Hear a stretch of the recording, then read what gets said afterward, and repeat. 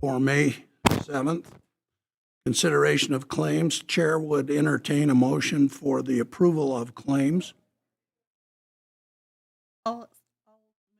I was expecting you to read them off. Sorry. Not the normal procedure. So moved. So moved. Second. Your Honor, and perhaps just for the viewing audience, we can list the amount. I'm waiting for Carla I've got it. to, If Your Honor, I move to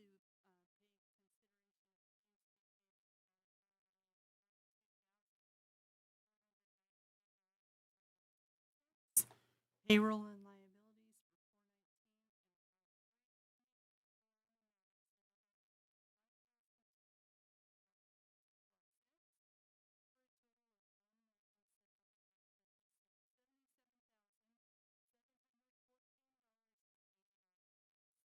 second in the Second. motion. Thank you. All in favor of the motion to approve? Say Aye. Aye. Aye.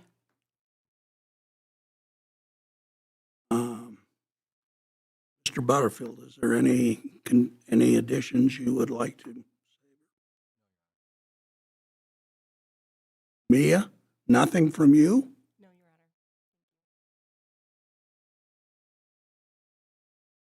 Honor. All the Finance Committee, May 7th, adjourned.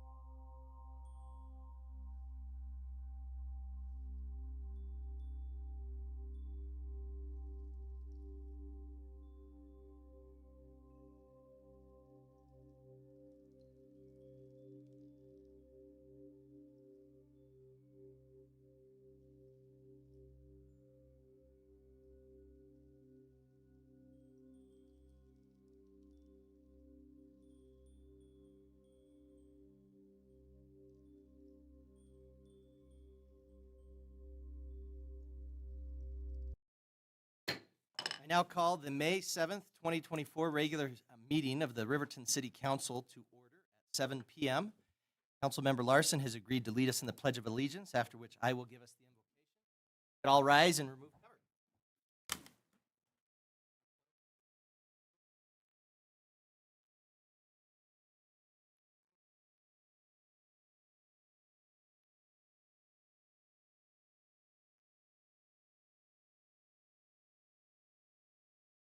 Heavenly Father, we're so grateful to be able to meet here together and to discuss the business of the city of Riverton. We're so grateful for the work that is performed by everyone in this room to try to better our city and better our surroundings and our community. Grateful for our city staff and for the hard work that they do every day to ensure that our city is running and that our citizens receive the services that they need. So grateful for our police department, our first responders, and our military, and ask thee to protect them as they continue to provide the services and fulfill the needs that we have in our city for safety and for assistance and help. So grateful for the members of this city council and ask that it please bless us tonight, that as we meet, we will have the Spirit with us, that we can make decisions that will better our community, the individuals in our community. Thank thee so very much for all of the blessings that we have and for the health that we have and that we are able to come here tonight. We say these things in the name of Jesus Christ. Amen.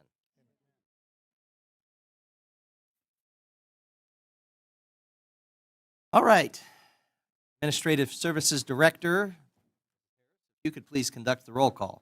Yes, Your Honor. Councilman Dean Peranto. Here. Councilwoman Lindsay Cox. Here. Councilman Mike Bailey. Here. Councilwoman Carla Borders. Here. Councilman Kyle Larson. Here. Councilwoman Christy Salisbury. Absent. And Mayor Tim Hancock. I am here. Chair would entertain a motion to excuse Councilwoman Salisbury from tonight's meeting. So moved. Second. Motion by Councilwoman Borders, a second by Councilman Peranto. Any discussion? Say aye. Aye. Opposed, say nay. I vote aye. Motion passes. I declare we have a quorum. Chair would entertain a motion for the approval of the agenda as presented. So moved. Second. Orders, second by Councilman Bailey. Discussion.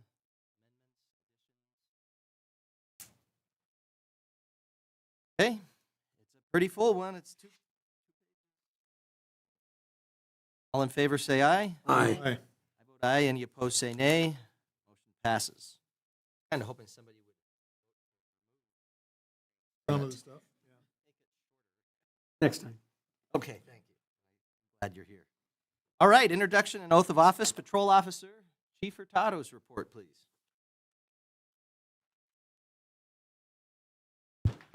Thank you, Your Honor. Tonight, we have a couple special guests. Tonight, we're inviting Logan Alley to join our department. He was raised here in Riverton. He joined law enforcement in 2018, where he worked for state corrections here, and did 3.5 years with the Riverton Police Department. He's pretty active in enforcement of drug laws and A-ride and DUI laws. We are glad to see that in return, and we're able to talk him back into joining back in law enforcement. This time I'd like to invite Logan Alley and his daughter Sterling. Your Honor. Thank you. Officer Alley.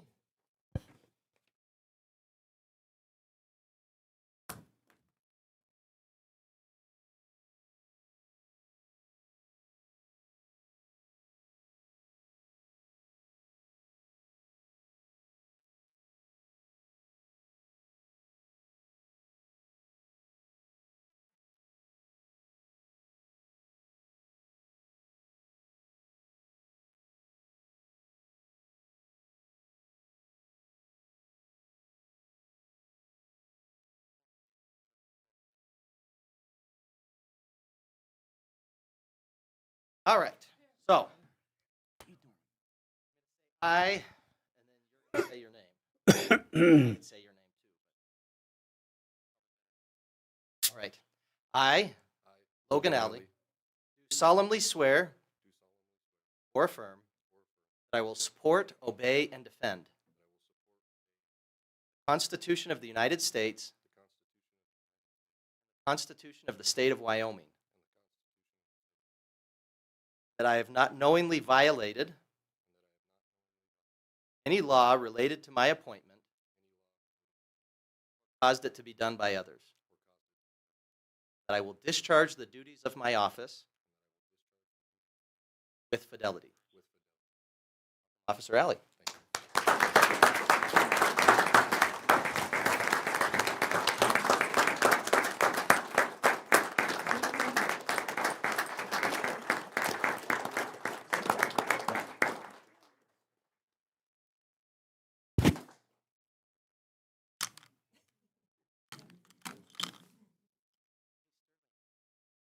If you want, you can shake everybody's hand, or at least you could give them a high five, or just say hi. You could wave. You want to do that? Want to just follow your dad around? Okay.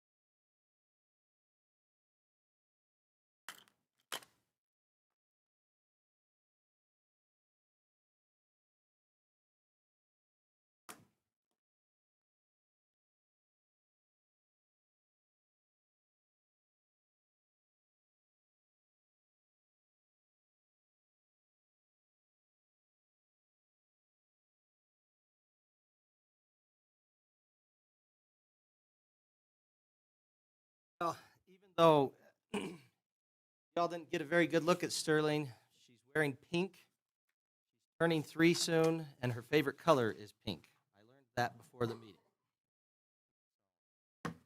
Thanks for coming, Sterling. Appreciate you, kiddo. Take good care of your dad. It's actually kind of fun. Right when he was there, I heard people calling and saying things over the radio. So I imagine he's heading back to work. Very excited to have Officer Alley back. He is a very hard worker, and look forward to having him back on the streets in Riverton.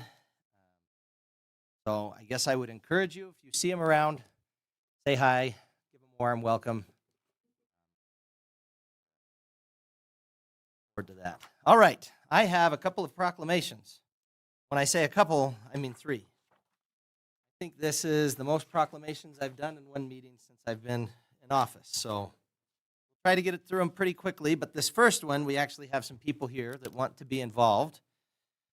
So I'll read it, and then, well, why don't you stand up and tell us about this proclamation and why and everything? Does that sound good? All right. And maybe you could have everybody that you're with stand up with you too. So. Thank you, Your Honor.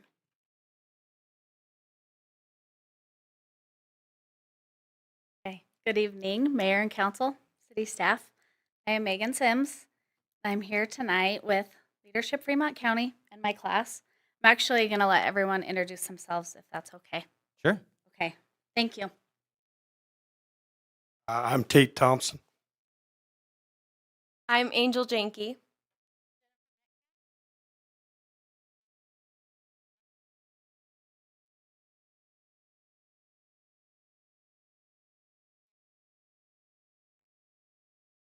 You. So we're here tonight with Leadership Fremont County.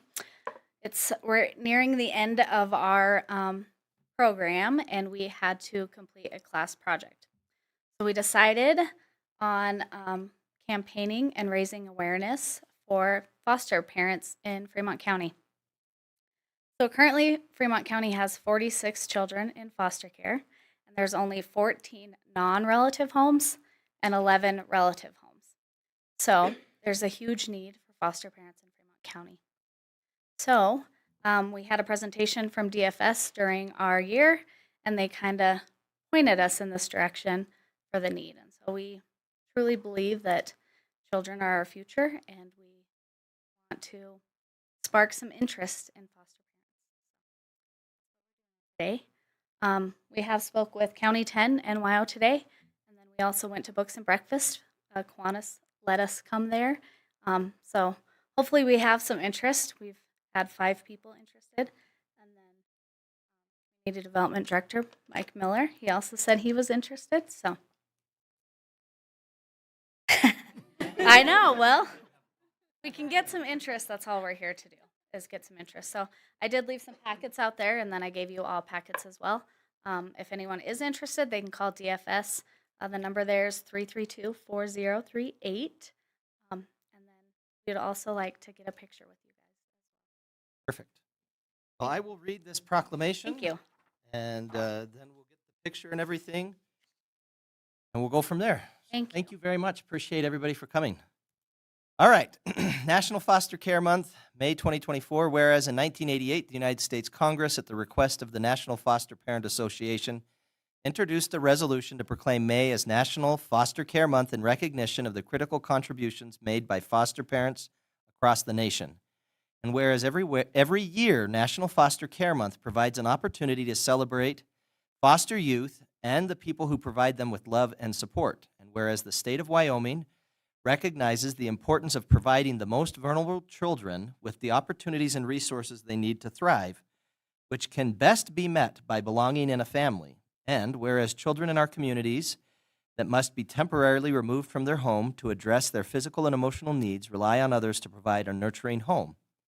And whereas while keeping children safe, foster parents also play a key role in aiding families with reunification, and they provide stable resources to help children and their families work through the hardships they may be experiencing. And whereas individuals who are able and willing to open their homes to children in need are encouraged to learn about becoming a foster parent by calling 307-332-4038, like on radio commercials, I should say it 3 times, 307-332-4038, or by visiting the Wyoming Department of Family Services. And whereas we are grateful for the many foster parents, kinship caregivers, family members, volunteers, mentors, children welfare professionals, and other community members throughout the state of Wyoming, in Fremont County, and the city of Riverton, who open their hearts and homes to children and youth in foster care. Now, therefore, I, Tim Hancock, Mayor of the city of Riverton, do hereby proclaim May 2024 as National Foster Care Month in Riverton, and encourage everyone to recognize and celebrate foster parents in their communities, and to consider participating in the programs that care for some of the most vulnerable members of our society when they need it most.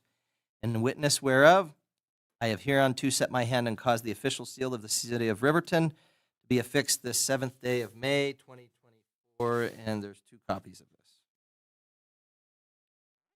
Thank you. Thank you.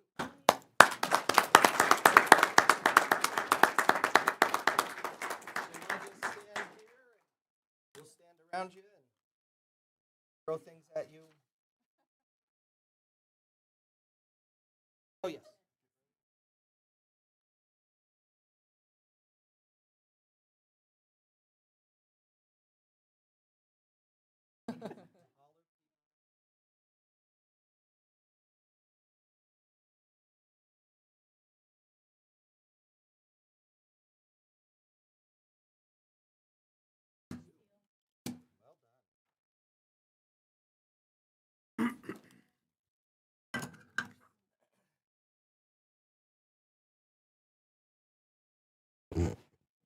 All right.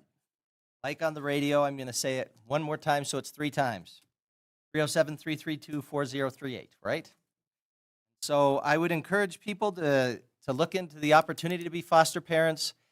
I will say one of the things that I really enjoyed about this proclamation is the idea that foster kids are some of the most vulnerable members of our community.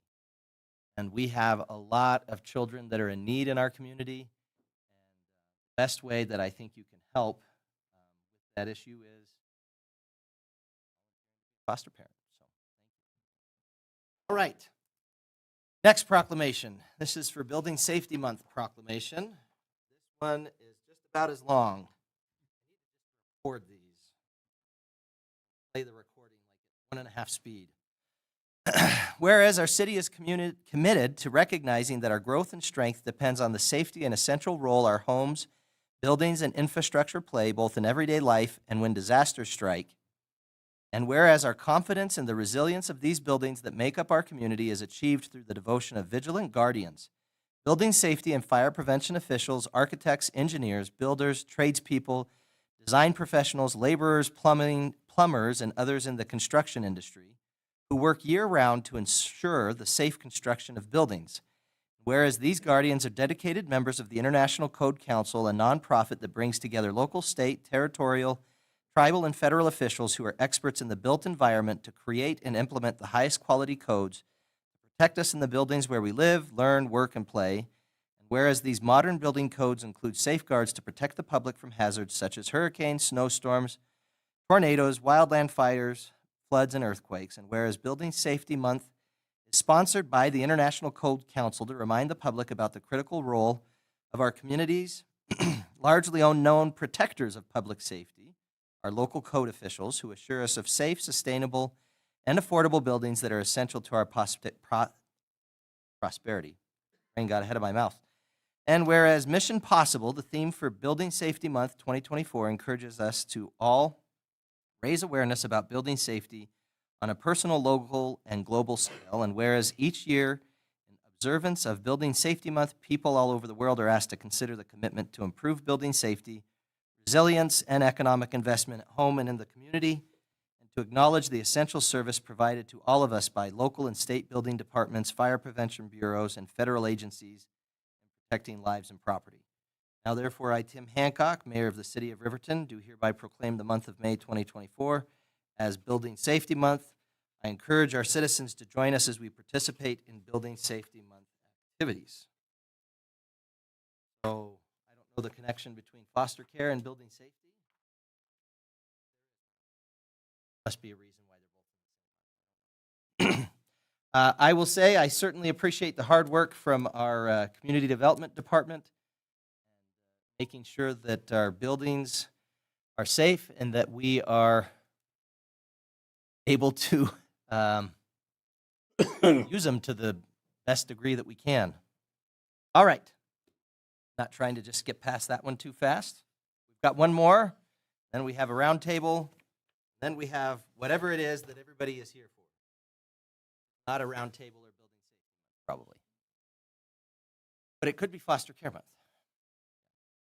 All right, National Public Works Week proclamation, May 19th through the 25th, 2024. Advancing quality of life for all.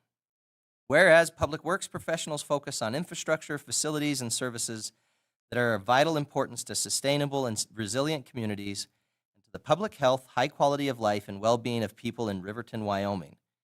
Whereas these infrastructure, facilities, and services could not be provided without the dedicated efforts of public works professionals who are engineers, managers, and employees at all levels of government and the private sector who are responsible for rebuilding, improving, and protecting our nation's transportation, water supply, water treatment, and solid waste systems, public buildings, and other structures and facilities essential for our citizens.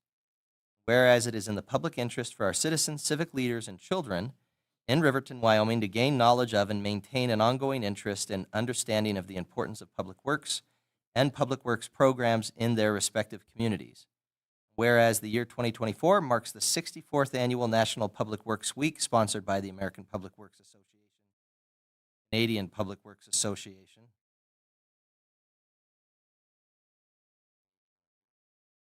Resolved, I, Mayor Tim Hancock, do hereby designate the week, May 19th through 25th, 2024, as National Public Works Week. I urge all citizens to join with representatives of the American Public Works Association and government agencies in activities, events, and ceremonies designed to pay tribute to our public works professionals, engineers, managers, and employees, and to recognize the substantial contributions they make to protecting our national health, safety, and advancing quality of life for all. Witness whereof I have hereunto set my hand and caused the seal of the Riverton to be affixed. 24. Right. Well, I thank everybody for bringing these to our attention. I think we kind of, I read through these, I sign them, we talk about it, but I do think that they certainly deserve the attention and more attention than we can give in a meeting that hopefully is going to be done before midnight tonight. But I really appreciate the hard work of leadership Fremont County. I appreciate the hard work of our Community Development Department and our Public Works Department.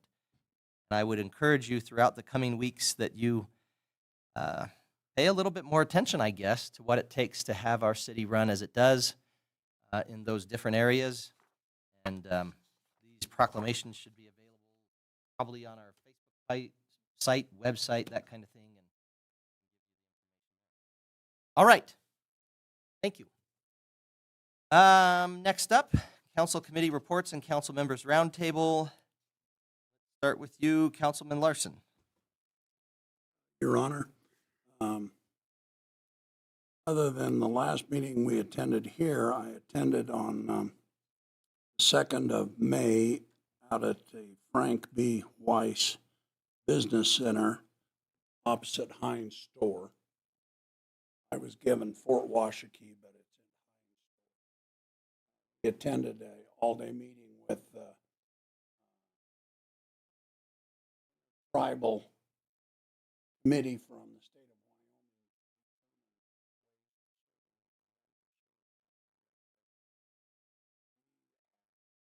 Wyoming. Solid Waste Department have tried to have the tribe committee do their own solid waste practices, which we pay them to do, and they collect the fees, etc. And they've been unable to manage that problem simply because of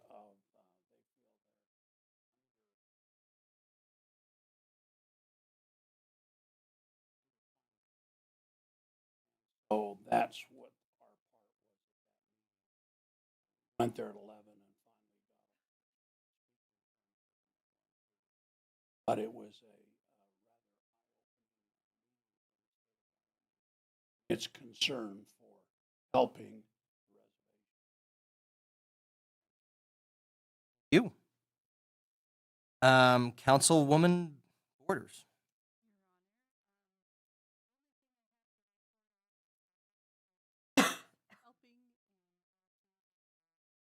Almost Elton John concert that was put on for Pause. It was awesome, for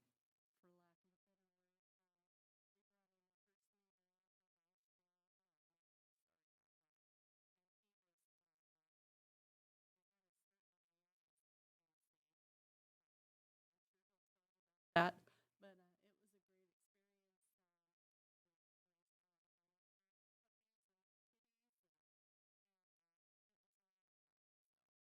Had a kind of a makeshift down around the stage, which I didn't think I'd ever see at CWC, but it was pretty nice.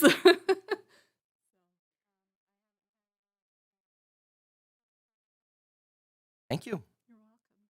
Councilman Bailey. Thank you, Your Honor. After our last meeting, I forget the date, but I was at the airport board meeting, and ridership keeps improving, and it looks like starting we are going to have 2 flights a day instead of 1 flight a day. Prior, we were getting 2 days a week that we had 2 flights, but we're going to get them handy, gives earlier time to get back to Riverton if you're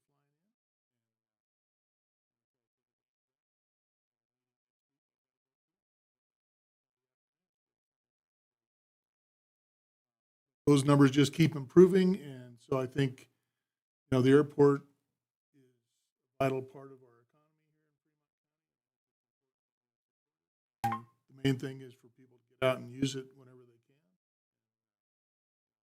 Cost-wise, it's about the same as it costs to fly out of Casper or Cody, and you don't have to drive for 2 hours after you get home. You. Councilwoman Cox.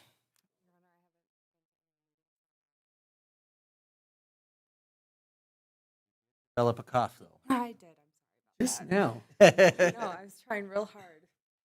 I wouldn't. Excuse me. I feel really awkward. I wouldn't worry about it. Everybody has probably caught that at one point or another. Yes? No? Okay, there's a lot of nodding, but one person's shaking her head.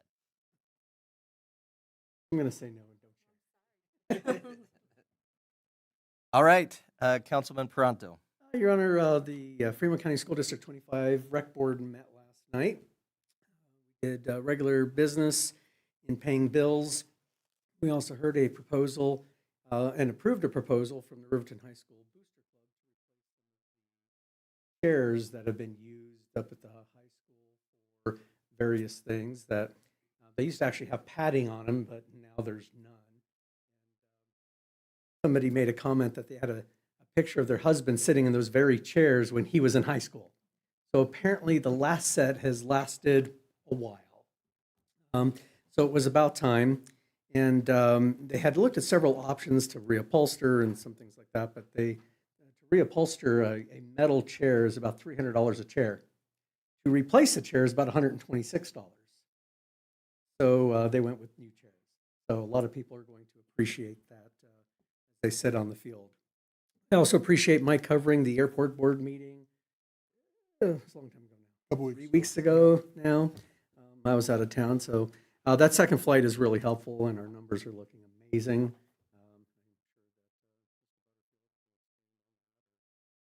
Somebody will expand on that. Brian, is that you? Somebody will, so I won't take that thunder. And with that, Your Honor, I've had no other committee meetings. All right, thank you. Mr. Butterfield. Talk about you got that hint? I would like to reiterate that there are a lot of positive things happening in our community. The market share that we're regaining.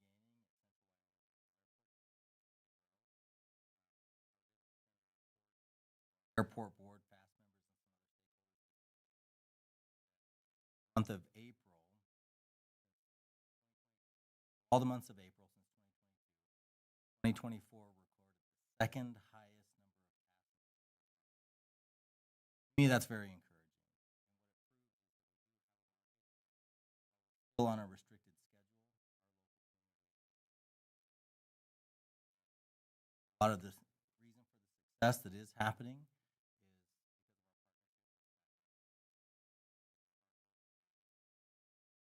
but also because of our community passing that optional 0.5% activity as we look forward to the future of the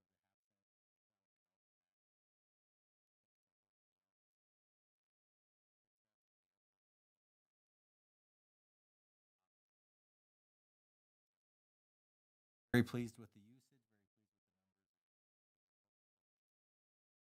with the numbers. Councilman Bailey mentioned when we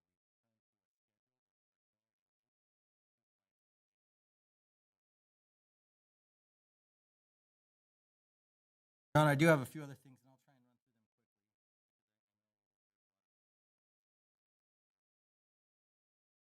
quickly. We'll have our airport board meeting not this Friday, but next Friday at 8 a.m. That will be here in the council chamber. We'll also have the Fix Our Road Citizen Committee meeting next Monday, and that will be at the bullpen. Next Thursday, there will be an Evolve, Diversify, and Grow Our Economy.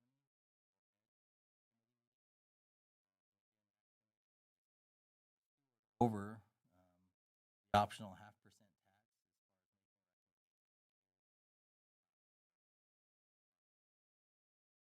There will also be a planning commission meeting. Planning commission starts at 5:30.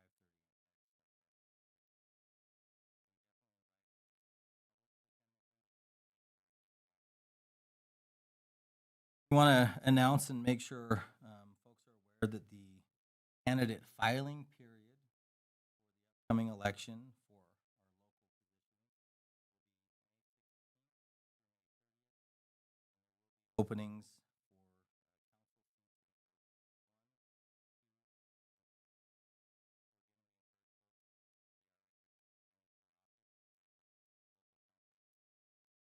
file with the city clerk.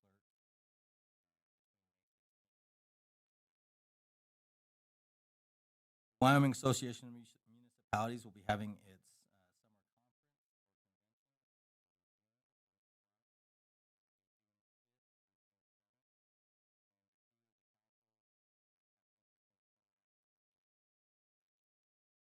We also need to designate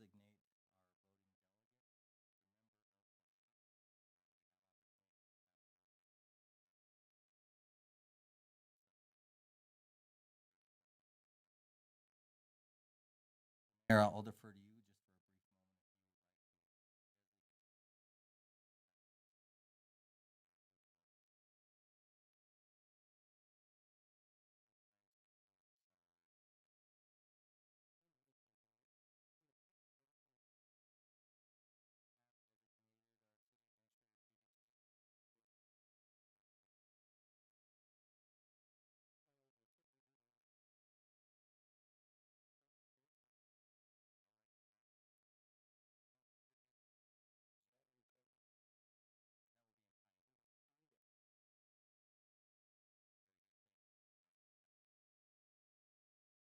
I want to remind you that we will need to work through the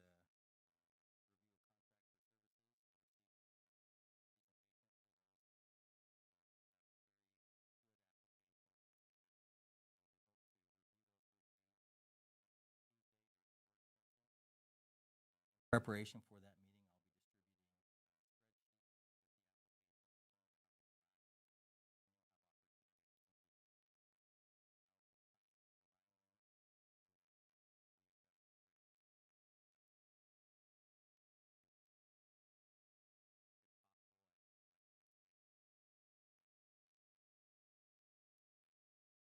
or at least before start of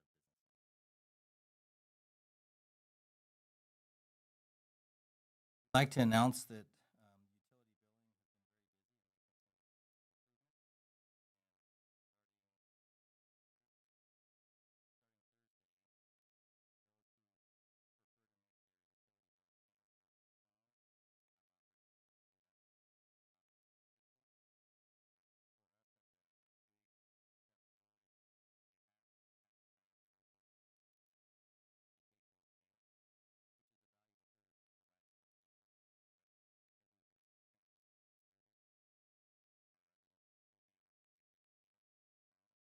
But it will be through an automated service.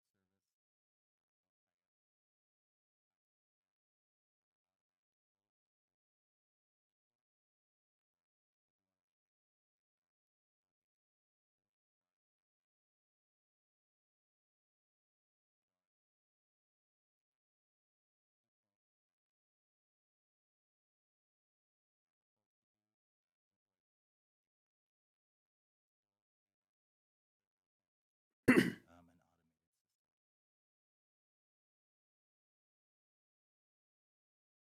I'd like to highlight the police department.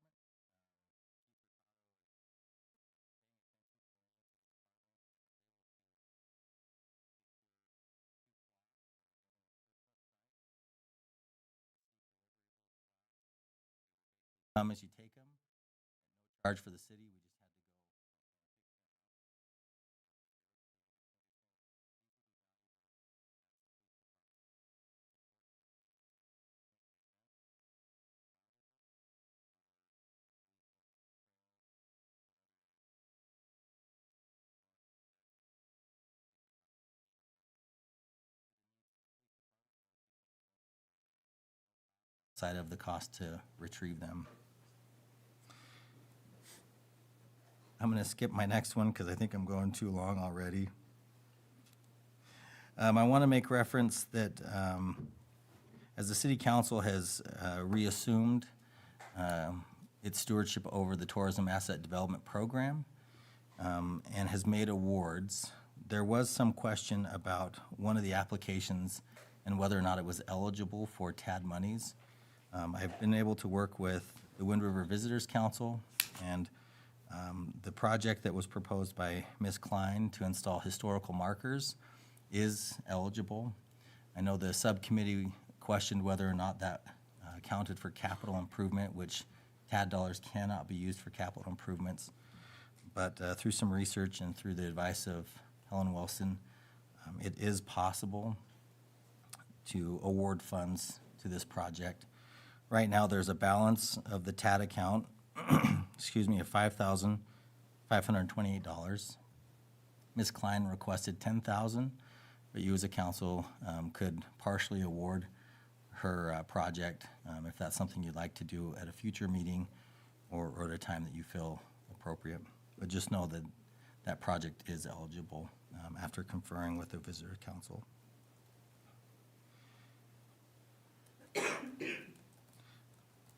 We'd like to highlight and congratulate Officer Schwegler for working through the academy and becoming post-certified.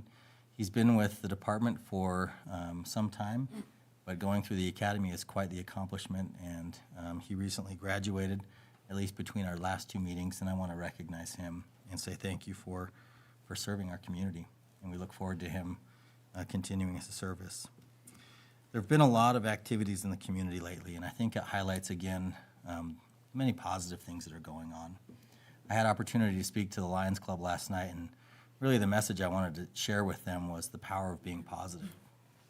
And if we as service groups and as community members focus on being positive and solving problems in a positive way, really good things happen. And so along that line, and I don't think I can highlight everything, so please forgive me if I miss things, but we've been very blessed as a community to see the Boys and Girls Club receive support for their annual fundraiser. Just this last weekend, the Fremont County Law Enforcement Group had a wonderful turnout and received support for their organization. The Missing, Murdered, and Indigenous People held a march, and that was well attended. And there are so many other things that have happened just since our last meeting, but it just shows the involvement that we have and the positive things that are going on. And I firmly believe that positivity breeds positivity, and I'm thankful for those that do that.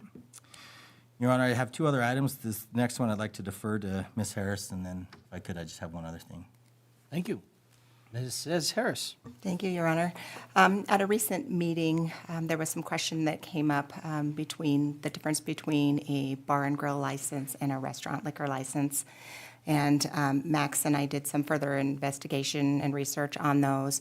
There's a lot of similarities between the two licenses.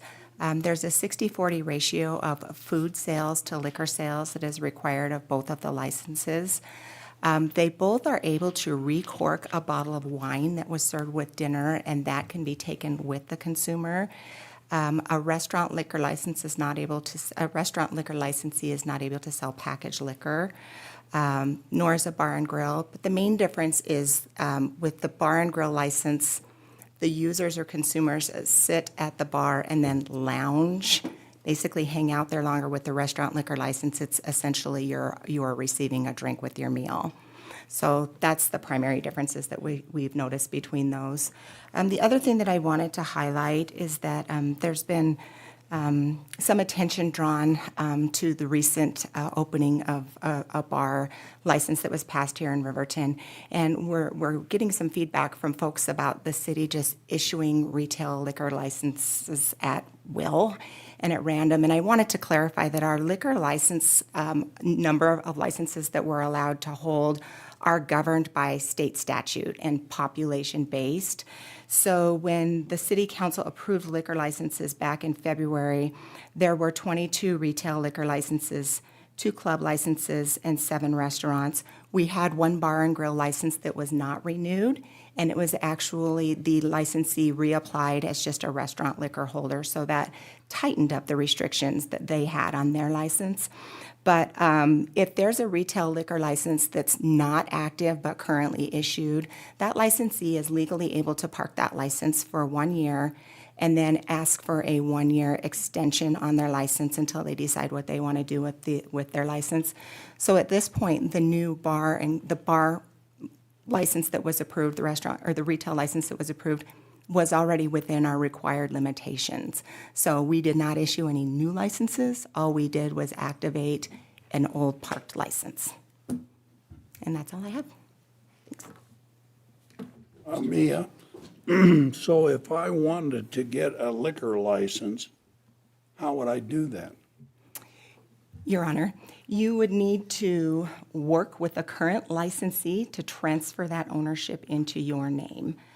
So I would have to buy somebody else's license That is correct. because we are full of those. We can't issue anymore, but if I were Walmart, I would buy it from somebody that has a current license. That would be correct pertaining to the retail liquor license portion, yes. Thank you. But we are not currently using all of the bar and grill or restaurant liquor licenses that we have available. Well, now the bar and grill license, you can apply for a new bar and grill license. So currently we have no bar and grill licenses at all in our system. If a party were to come into the city and request to apply for a bar and grill license, they could do that. Right. And that same thing falls with the restaurant. It's just the retail licenses that are very restrictive. In terms of the amount that you can have for the population. Correct. And we're actually over allocated by 2 licenses. So if we lose those 2 licenses, they're gone.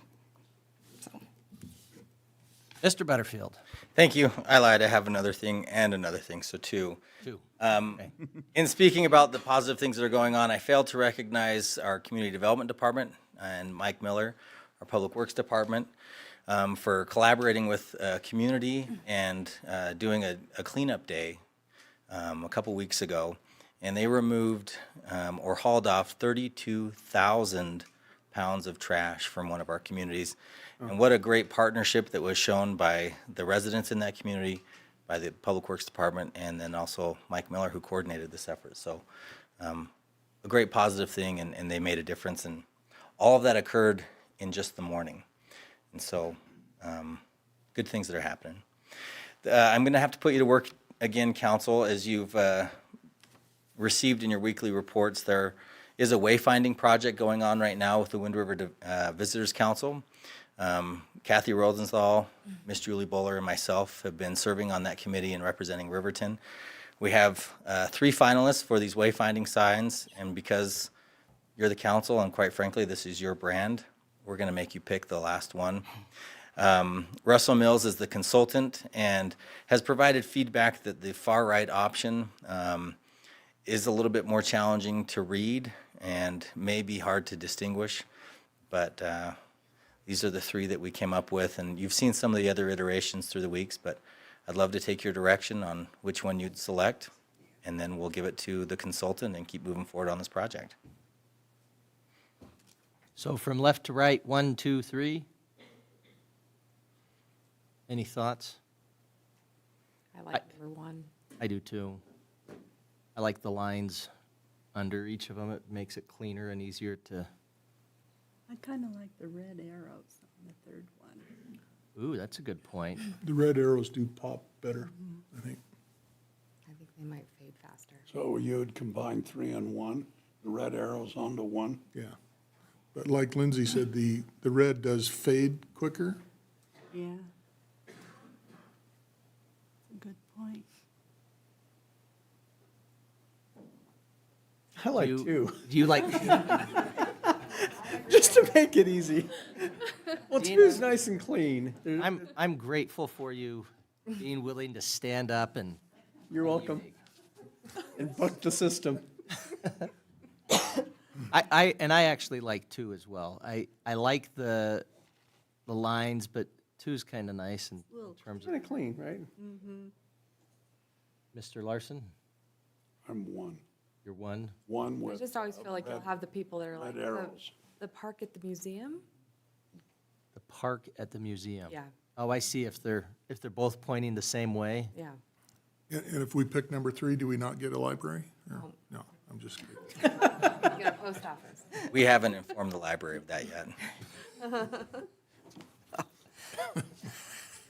There's a little bit of. Well, I like the red on that as well. We might have to repaint the red every once in a while, though. Yeah. I think that seems to be the consensus is 1 with the red. Okay, so red arrows and option 1. Thank you. These signs will be phased, and there's a priority list of community amenities that will first be recognized as part of this wayfinding. But the idea is, because we've established the theme for the sign, and we have the support of the Wind River Visitor Council, that's why their logo will be on the back of the sign, we can keep moving forward and help identify some of the great things in our community. Kyle, Yes. what are the dimensions of the sign? I will have to follow up with you on that. Okay. Good question. Right now, they look like they're about, I don't know, 6 inches? Big enough to read. Councilman, I'll follow up with you on that. Okay, thank you. Okay, I appreciate your feedback, and Your Honor, that's all I have. Thank you. Okay. Your Honor, can I make Yes. a comment? I appreciate IT's work on putting the monitors. It's a lot easier to read. Yes. It is. All right, I'll be quick.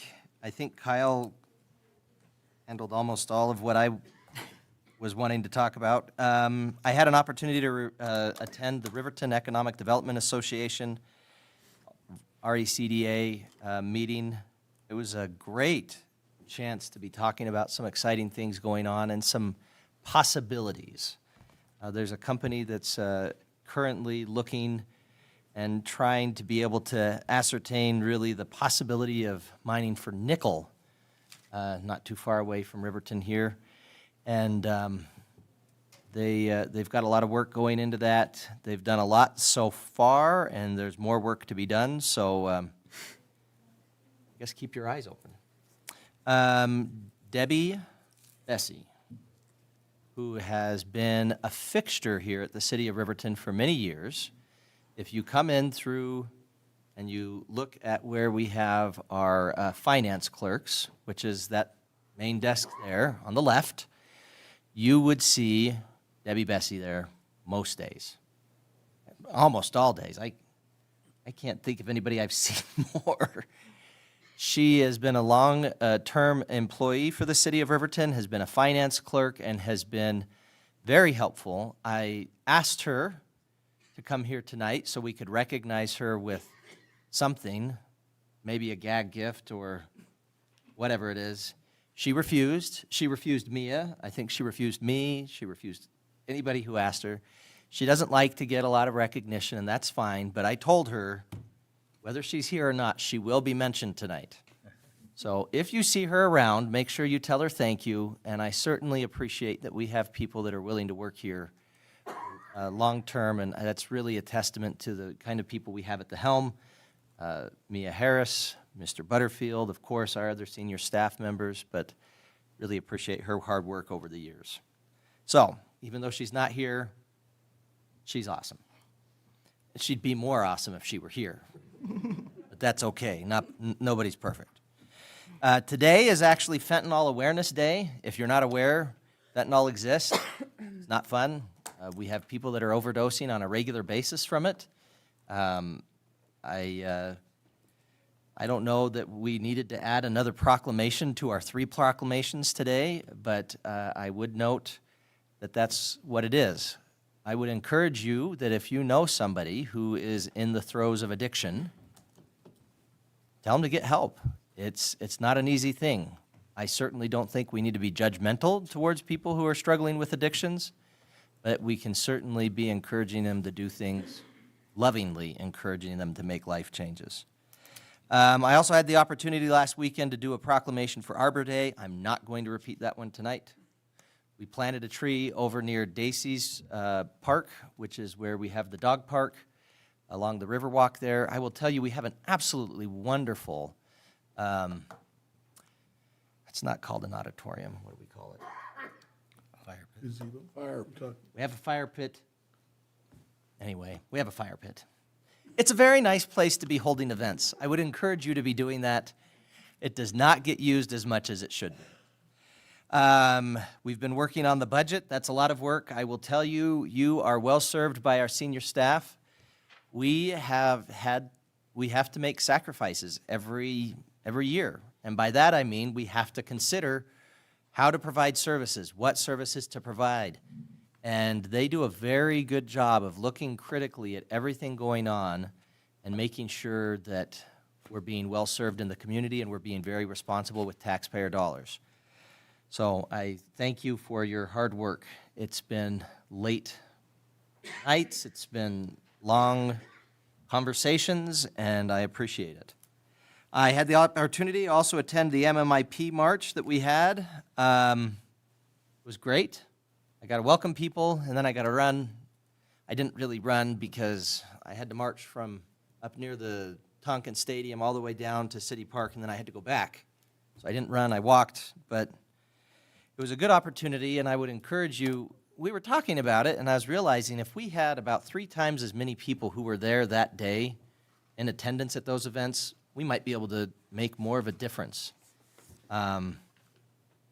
We have an epidemic, really, of people who are going missing, being injured, who are indigenous Native Americans. And I think we need to talk about it more. We need to be more aware of it. And I certainly appreciate the people that are trying to build awareness. And lastly, I was able to attend Ball Gowns and Badges, which was a lot of fun. That is a Fremont County Law Enforcement Foundation, FCLEF. They were able to raise a lot of money. Some of the things at the auction were able to raise upwards of $3,500, $3,800. I don't remember what the highest bid was, but I was astounded. I don't have $3,800 to spare. Nobody that wants to make money is involved in local government. I'll just tell you that. It's not how it works. But I really appreciated people that were willing to participate in that, and we went home with a brand-new grill, which was great, and my daughter's setting it up at home right now.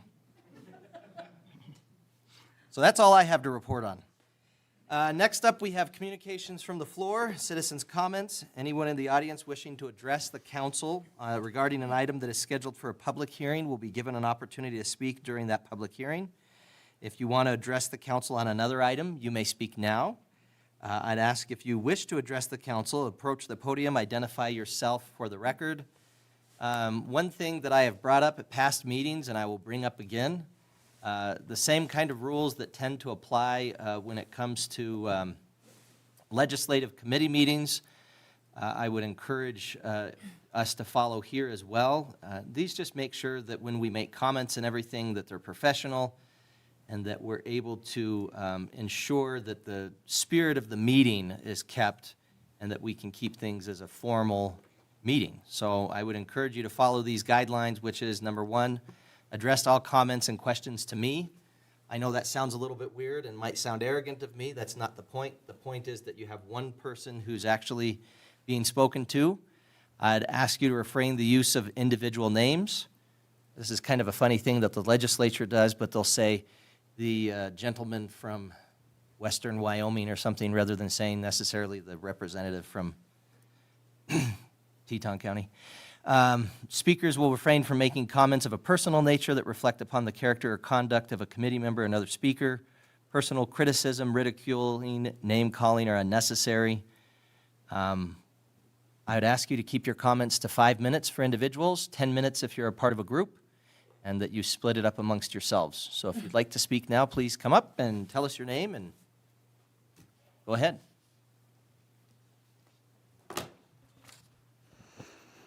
Thank you, Your Honor. Ooh, that's loud. Thank you, Your Honor. Warning taken, so I'll behave. Yes, okay. My name is Pepper Ottman. I am the House Representative for District 34, which goes from Du Bois, Crowheart, Kinnear, Pavilion, Campbell's Corner, Jeffries City, Eastern Riverton, and Eastern Lyons Valley Road now. So it's a little broad, but anyways, it's good. So I'm glad to be here this evening. I just wanted to kind of update on a few things that are going on that some people were telling me lately they weren't aware of. So I thought, well, I'll just make that. And Your Honor, it was good to see you at the Boys and Girls Club. That was a wonderful breakfast. It was good. Okay, first off on the elections, I'm sure everybody received, and council members too. Hello. Everybody has been receiving in the mail cards about the elections, but I just wanted to reiterate, if you did not vote in the general election in 2020, you are purged. So you need to go and get registered. That's a way of cleaning up the rolls, and it's a good thing, but a lot of people don't realize that. So if you didn't vote in the general election, go get registered. The primary election is very important, especially here in Wyoming. That election is on Tuesday, August 20th, and that is where the parties pick their candidates. So that election is of the utmost importance. So that's when that is. And then the general election is Tuesday, November 5th. Both of those go from 7 a.m. to 7 p.m. I serve on the, one of the committees I serve on is corporations and elections and political subdivisions. We had high support for a voter ID bill. It went through the floor, went to committee, and had a lot of support, and then was tabled by a member of our committee. What that means is there's no discussion, it just goes away. So I just want to say I will continue to work on that bill. As far as derelict buildings, Mr. Mayor, I've been looking into that and I'm finding it very interesting. Haven't come up with any exact answers, but a few things, and some of these that you may well know. Representative Sherwood had House Bill 82, which was the proposal for it was to give tax credits for owners that had dangerous or derelict buildings. It failed introduction. The speaker never brought it out. And her idea behind that was if people had a little help, maybe they would see fit to update their buildings or bring them up to code. There's a lot of back and forth with how far economic development should go and picking winners and losers. So that's a conversation that we'll continue to have. But one thing I did want to bring before your board that I've been finding out is there's a few considerations that you might look at if you haven't already. They are nuisance level, such as eyesores, pest infestation, fire hazards, and complaints. That's a good basis to start on. The next thing is, are the taxes paid?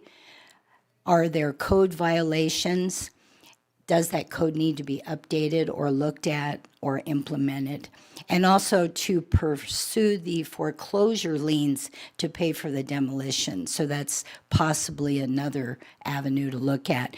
There's others that go into eminent domain. I didn't look into that a whole lot further because I'm very careful when it comes to eminent domain to watch what's going on. So the next thing is the shooting complex. I'm also on that committee. And so just to give you an outline, no specifics, but just an outline.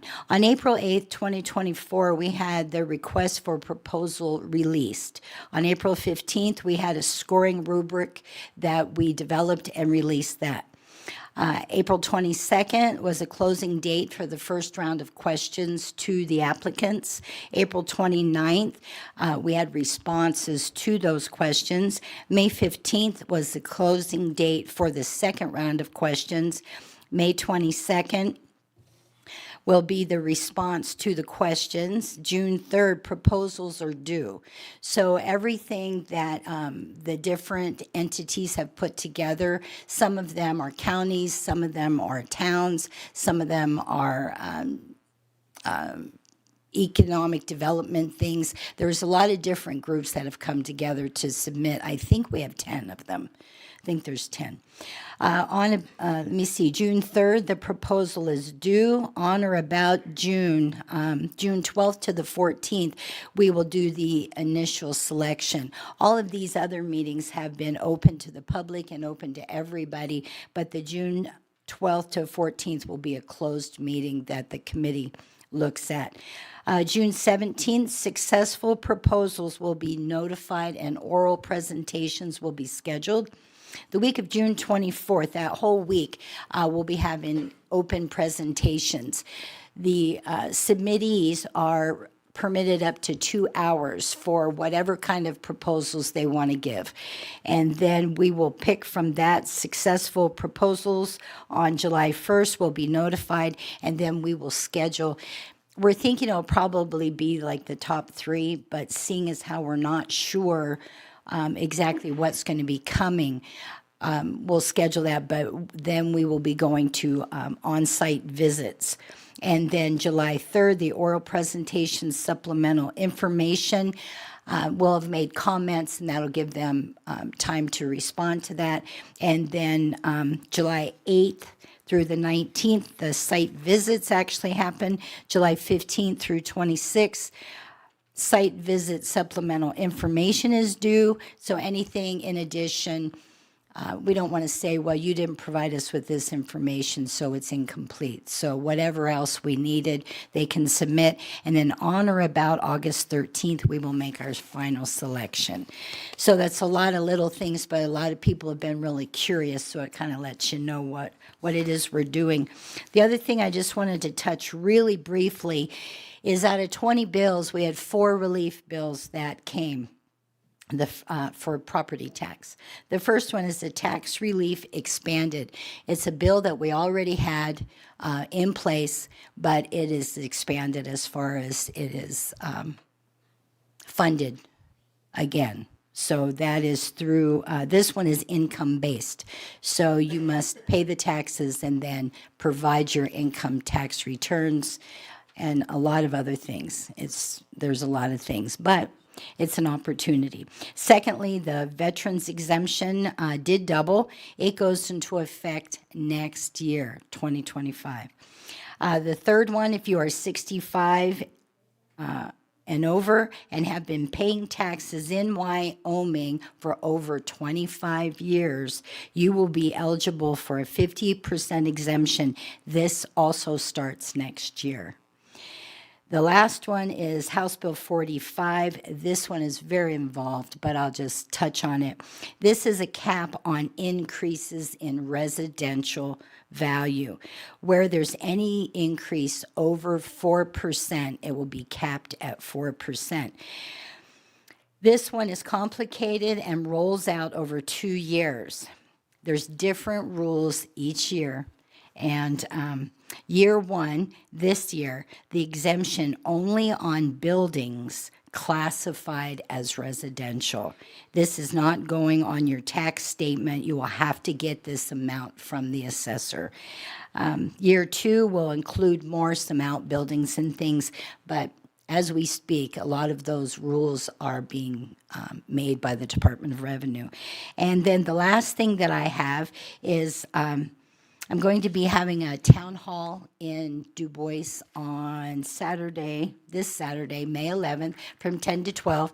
Mayor Pat Naveau will be there. Senator Salazar will be there. Representative Penn and Secretary of State Chuck Gray will be there. So if anybody is in that area, would like to come, we'll just have some questions and things, and then opportunity for everybody to ask their questions.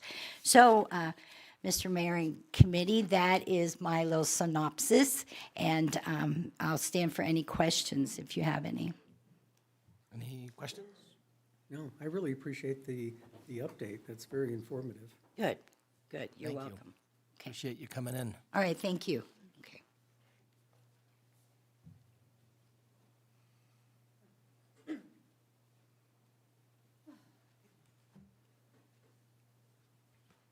Good evening. Good evening. Good evening. Good evening to everyone. My name's Nicole Wagon, MMIP Wind River. I bring my sister with me, Miss Corinne Tuma, from the Medicine Wheel. MMIP, what is Medicine Wheel? Medicine Wheel Ride. You go ahead, you can introduce yourself. Medicine Wheel Ride. We're a group of ladies that are on the motorcycles that come and bring awareness to different communities. We currently are going to be going, doing our yearly run to Sturgis. So we're going to start out in Chumash in California, going up the coast, going up into Portland, and then going up into Blackfoot area, and then back down into Crow Agency to bring all the awareness, what we can, to the different communities there. That's about Well, I came today, this evening, Mayor in the city of Riverton and all the workers to personally thank you for attending the march, supporting the march, helping with the march. Like I told my planning committee, we have to start with the city, with all the paperwork. Otherwise, there will be no march. So, first and foremost, I just, from my heart, it means a lot to me. It was very neat to see my vision come to light. It's undescribable unless you were, there, of coming together, working with one another as a community, addressing the issues, the epidemic crisis with MMIP. As I stated before, it saddens my heart that I've stated whatever happens on Wind River bleeds into the cities, vice versa. With the cities, whatever happens in the cities affects all of us on the Wind River. And with that being said,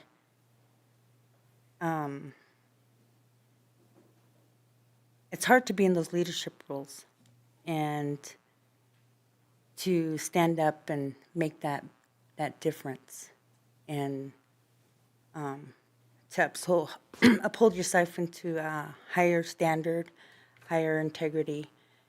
And we came here tonight to thank you and Mr. Chief Hurtado, because at the march, everybody that spoke, we gave a gift.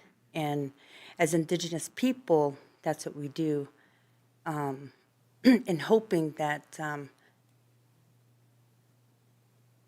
for example, little Abigail, 3-year-old, lost her mother, and the lady adopting her and relative, that one just brought tears. It was a privilege and an honor to honor that little girl with a blanket. And the mother called me today and shared with me today that she hasn't let that blanket go. So I know with Indigenous people, blankets are healing. Also takes the place of a buffalo robe of that high honor. So we came tonight to give you a blanket because after you spoke, I know you had other engagements, but I really thank you for being there. And Mr. Hurtado, you as well, of trying to run an event. It's hard to try to have everything together to give that gift at that proper time. And just to share with you the red rum, it was interesting to be a part of that introduction to the community of what their positivity, of what they do to make it safe again for our community members. One of our planner people were trying to chase him down, but I'm laughing because you're not going to hear nothing beyond a motorcycle. So we did catch up to them and to give them a gift as well. And, it's really hard at state level, tribal level, and city level to keep going at this since 2019. And I know that we've made progress with the Ashanti Alert, with the cold case bill, with the genealogy bill, being a part of, like Mr. Councilman said earlier about the Intertribal Relations Committee. I've been a part of that too, and testifying at those committees. And Kara Chambers shared this last week when we had the, those were being held in Fort Washakie. And one of those podcasts called Life and Death on a Reservation was about my family, Jocelyn Watt and Jade Wagon. And shedding light onto the epidemic and the issues. They were nominated for a Pulitzer. So we're making headway, nationwide of calling attention to this. And the common thread here is working with one another and to make it better here. So with that being said, it is hard work, but it's worth it. And to give the other victims and families hope. Missing Murdered Unit were at the march as well, giving information, hoping that people reach out to them of hopefully having their cases solved. And on the other side, implementing the culture understanding, it was really neat to have our Wyoming Indian Traditional Club there with the dancers, of having that component, the drums,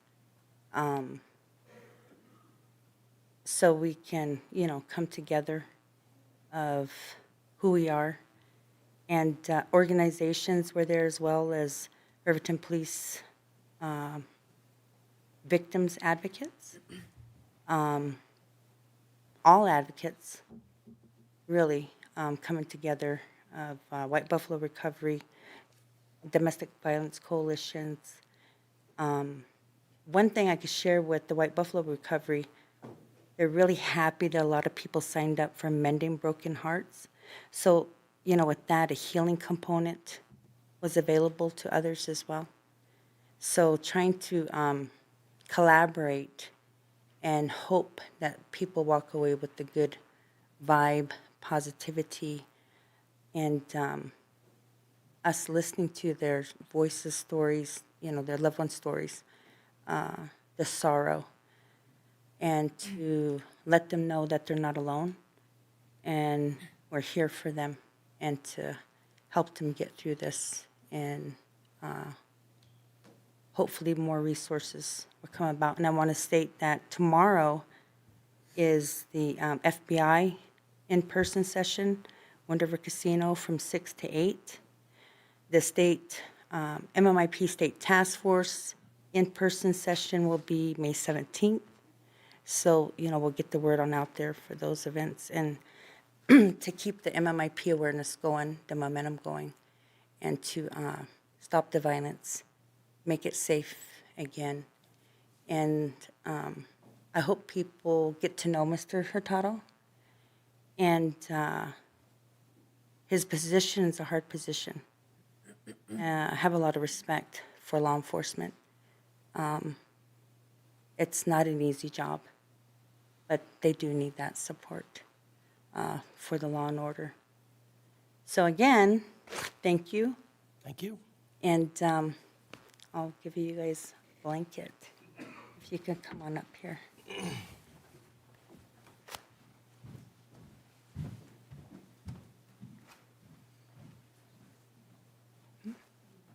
I don't know.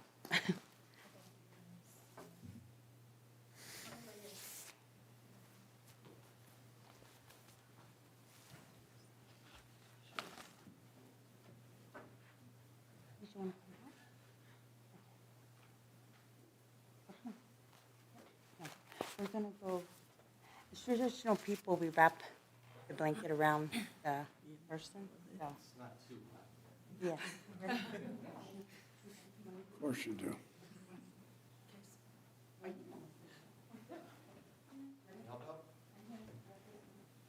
gotta grab it? Perfect, okay. Tell me what to do. Oh, cool.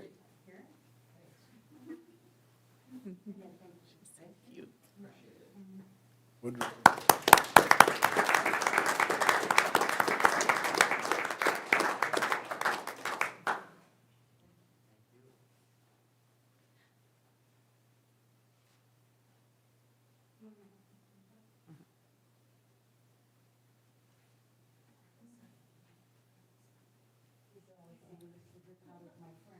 Oh, good.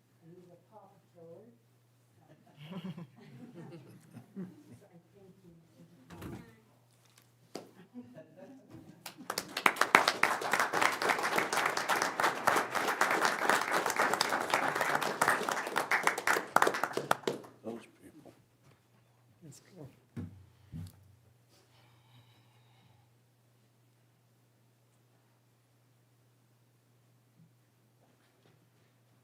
So thank you guys. And I appreciate each and every one of you. I really do. And our marches will get bigger and better. And hopefully everybody's come together and heal and build those positive relationships. So I thank you all.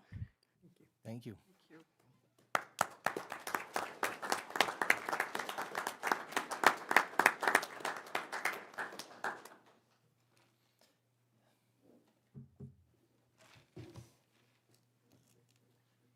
You know, there's a lot on the agenda, so I'll just be really quick, Mayor. My name is Mike Hoyt. I'm the director of the Bootstrap Collaborative. I work with CWC, and I have the opportunity to work with a lot of small businesses, not only in Riverton, but across the county.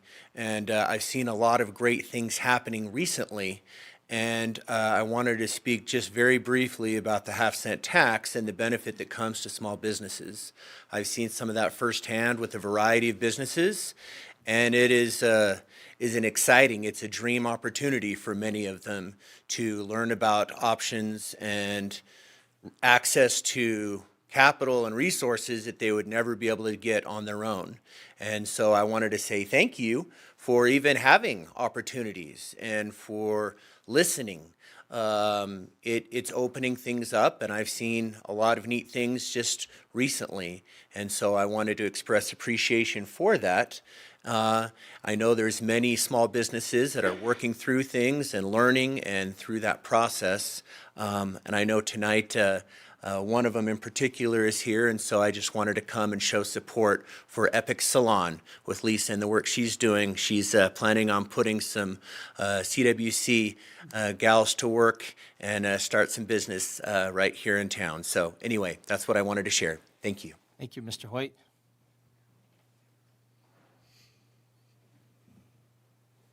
All right. Well, Mr. Warpness. Thank you, Nicole. Do I have to keep this on all day, or what's kosher? All night? It might encourage. You know, this is very comfortable, by the way. I love it. So thank you.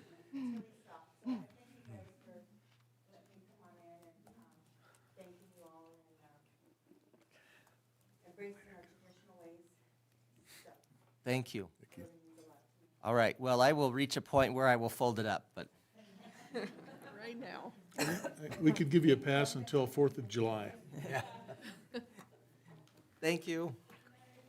All right, Mr. Warpness. Thank you, Mayor Hancock. I will be very brief. I know you have a long agenda and you have a lot going on. I just wanted to reinforce what you said about Debbie Bessie. She was an outstanding employee when I was with the city, and she's paid her dues, and she's a good gal. So, but that sounds like Debbie that she didn't want to come up, and I understand that completely. My wife and I went over to Lander to a concert last night. My grandson was participating in it, and so being a good grandfather, I attended that.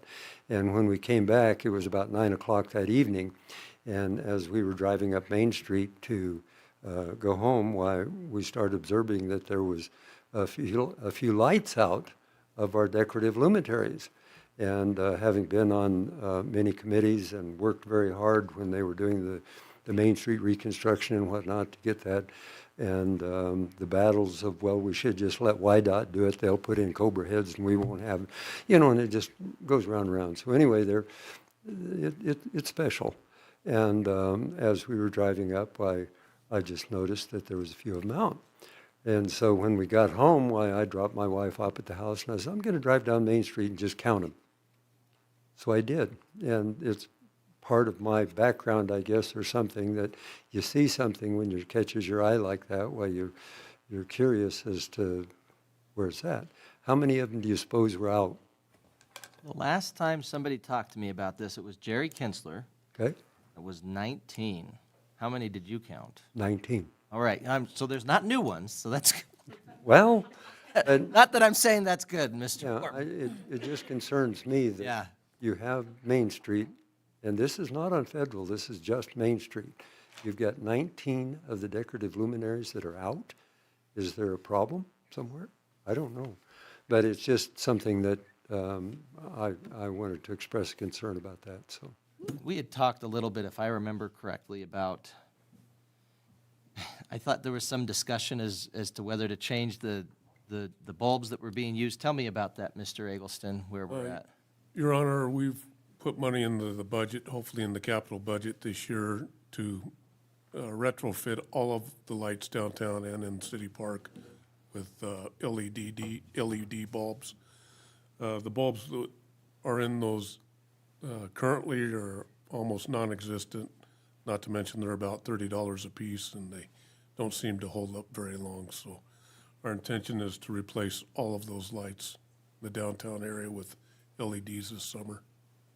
I knew we had had some discussion on that, and Yes. but I'm glad to hear it. Well, you know, when you see something that needs to be done, you just keep pushing, so. Thank you, Mr. Thank you. Workness. Appreciate you. All right. Anyone else? Okay. Thank you, everybody, for being here and participating. All right, let's go to the consent agenda. Mrs. Harris, if you could please read the consent agenda items by title only. Yes, Your Honor. Approval of the minutes, April 16th, 2024, regular council meeting. Approval of the minutes, May 7th, 2024, Finance Committee meeting. Approval of the Finance Committee recommendations, May 7th, 2024. Open container permit application, Bar 10, Republican candidate picnic at J.C. Park, July 16th, 2024, from 11 a.m. to 4 p.m. Open container permit application, Rebecca Schatza, RHS class of 2004, 20-year reunion at Sunset Park, July 20th, 2024, 8 a.m. to 8:45 p.m. Your name there. Any other items requiring further discussion? Your Honor, the Finance Committee met and was approved $4,243,493.77 payroll and liabilities from April 19th through May 3rd, the amount of $735,221.12 for a total of $1,770,714.89. Okay. Chair would entertain a motion to approve the consent agenda as presented. So moved. Second. Councilman Bailey with the motion, Councilwoman Borders with the second. Any discussion or amendments? Your Honor, I'll abstain from any warrants paid to Wyonet. Okay. All right. Any other discussion, amendments, additions? All in favor, say aye. Aye. I vote aye. Any opposed, say nay. Motion passes. Public hearing and consideration of resolution number 1499, bulk water fill station rate. Yeah. Getting warm. Clearly, right around the same time as the chief, we were kind of seeing who would blink first. I waited until after he started. All right, Public Works Director's report, please. Thank you, Your Honor. Before you tonight is a request to include the bulk water fill station in our annual review of water rates. Going back as far as 2010, there has not been a rate increase on the bulk water station on West Adams. Staff did some calculations based on our out-of-city water rates and our minimum monthly fees that we charge out-of-city residents that are actually directly connected to the water system. our calculations also included contacting our consultant on the original utility rate study to determine how that minimum monthly charge should be worked into the fees at the bulk water station. He indicated that 1/3 of the out-of-city monthly charge based on the meter size and then converted into a per gallon calculation should be used. Based on research we did, and I took a 5-year average of our water rates, or basically our operations for the last 5 years, averaged them out, with the exception of capital. Capital was not included in the calculation. We came up to a monthly minimum cost to be about 0.0046 cents per gallon, or a rate of $4.60 per 1,000 gallons of water, up to 5,999 gallons. After that charge, and based on the way the rates are structured in Resolution 1495, anything over or 6,000 gallons and more has a 16 cent or a 16% increase added to that price, which brings the per gallon or per 1,000 gallon price to $5.33 per 1,000 gallons. Also, with trying to maintain the system down there, and then the upgrades that were provided through the council this year to upgrade the system to more automated with card reading features and eliminating the coin operation at that location. We determined that the current rate structure does not pay the bills there. That's why we brought this forth. And we also recommend that if you adopt these rates, that a $3 convenience charge per use be implemented as well to cover the administrative overhead related to running those credit cards.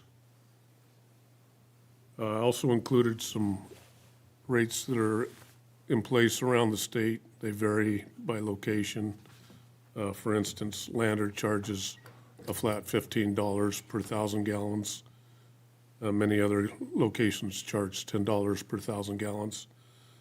We didn't go into how they calculated their rates. We just based ours on actual calculation and cost to run the system. And I would stand for any questions if you have any. Thank you. Appreciate it. Administrative Services Director, Mrs. Harris, would you please read Resolution 1499 by title only? Yes, Your Honor. Proposed resolution number 1499, a resolution adjusting the amount of user fees for the City of Riverton bulk water system. Thank you. Chair would entertain a motion to open the public hearing. So moved. Second. Motion by Councilman Larson, second by Councilwoman Borders. All in favor, say aye. Aye. I vote aye. Any opposed, say nay. Motion passes. I declare the public hearing open. This hearing will be conducted in accordance with state statutes and other applicable laws. I'd ask those individuals wishing to address the council to approach the podium. Identify yourself for the record. Anyone in the audience who wishes to speak about the bulk water fill station rate change? Seeing none, Your Honor, I move to close public discussion. Second. I have a motion by Councilman Larson, second by Councilman Bailey to close public discussion, close public hearing. All in favor, say aye. Aye. I vote aye. All opposed, say nay. Motion passes. I declare the public hearing is closed. Chair would entertain a motion to adopt Resolution 1499, setting fees for the City of Riverton bulk water system. So moved. Second. Councilwoman Borders with the motion, Councilwoman Cox with the second. Discussion. Your Honor. Yes, sir. 33, I'm looking at the chart sample of other community rates, and Lander is at $15 per 1,000. Evansville is 10, Cheyenne is 10, Sheridan is 20, Sinclair is somewhere between 2 and 7, and Douglas, it appears that the majority are at $10 or more. And at $3.33 per 1,000, plus a service charge. I don't know, I hadn't figured out the figures to ever get that to pay for itself, but it seems like it will be a long way.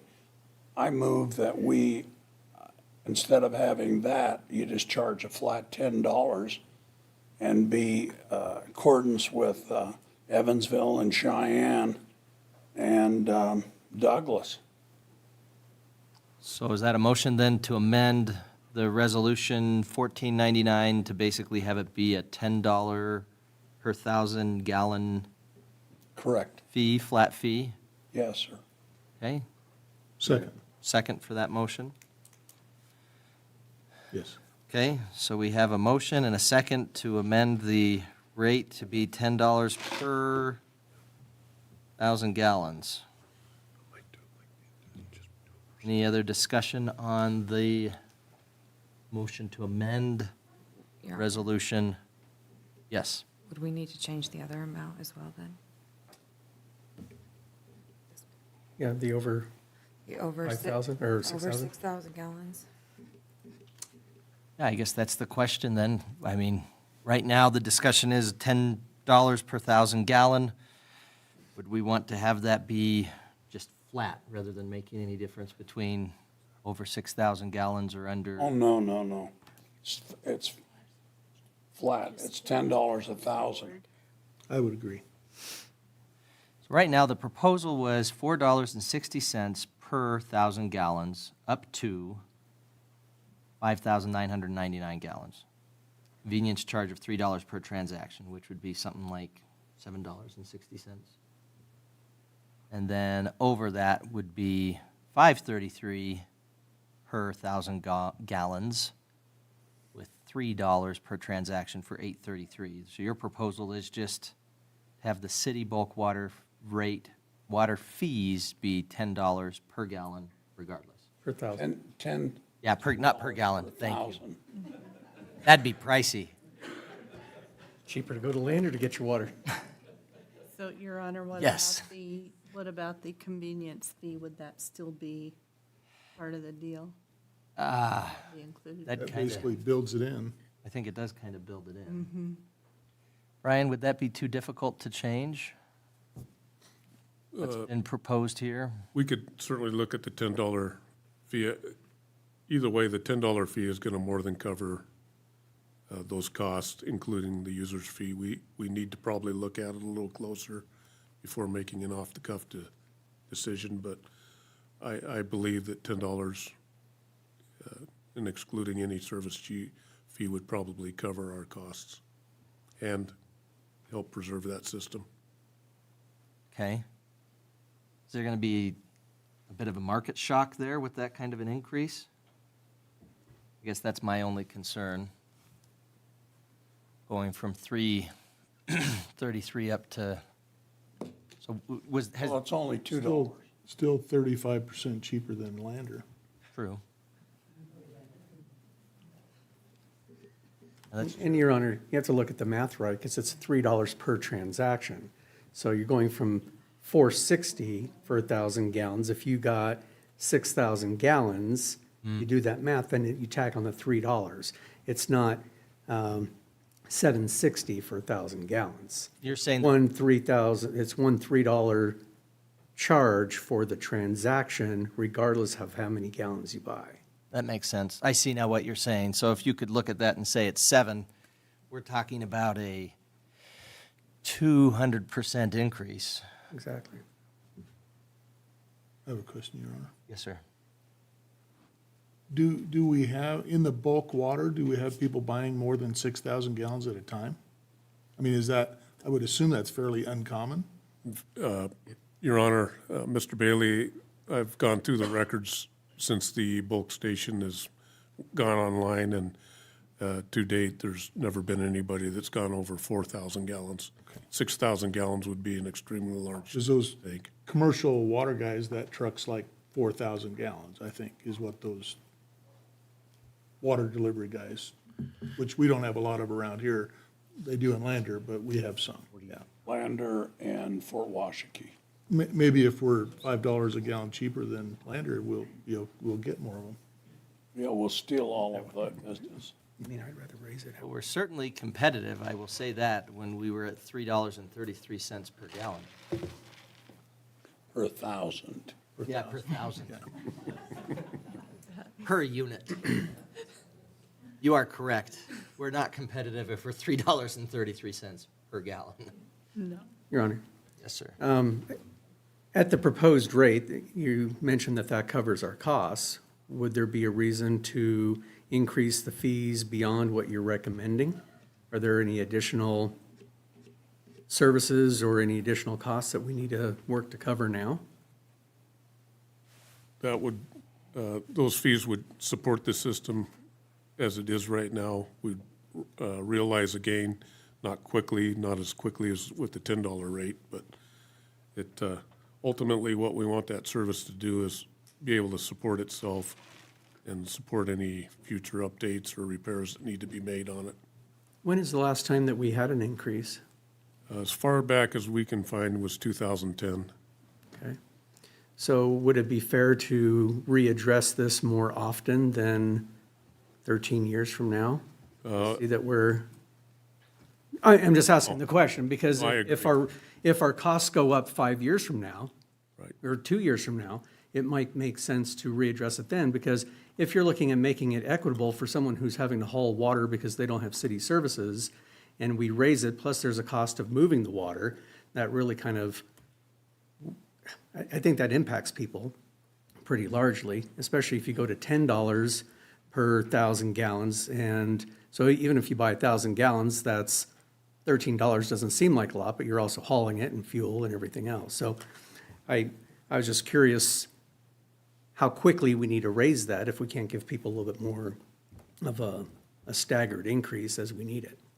Thank you, Your Honor. Mr. Peranto, our plan is, with the bulk water station, is it would come up for annual review with the rest of the utilities that we're already addressing annually anyway. I guess I appreciate the idea behind the motion, which is, why not have this be more akin to what we've had, what we see other communities have. My only concern is you have folks that get used to a particular price and you sit there and raise it 200%, and I just worry about that. Yeah, that's bad to me. I like the idea of an incremental increase. I think the idea of having it be as we have in the resolution itself at $4.60 to me makes sense, and then we could review it again next year. Your Honor, Yes, sir. it doesn't, these are enterprise systems. And as such, they are not supposed to be supported out of the general fund. They are to be supported by themselves. That is not occurring. Oh, no, I agree. And We've talked about the issues.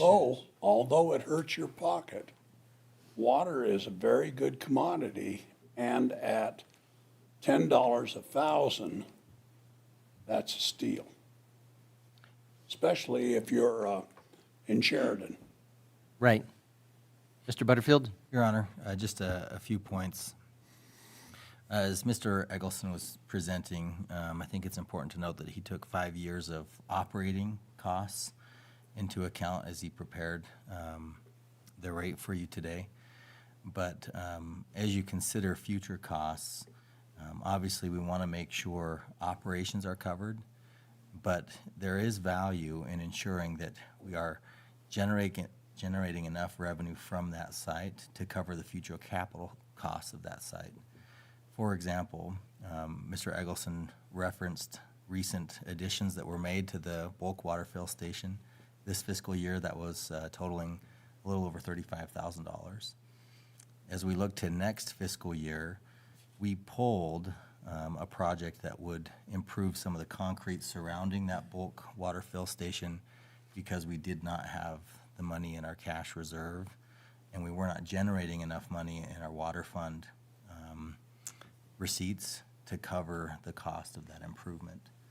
So there is also value in ensuring that we look to the future capital improvements that would relate specifically to that bulk water fill station. And that would be anything relating to the station itself, the concrete pad surrounding it, but also any of the distribution lines that feed directly to it.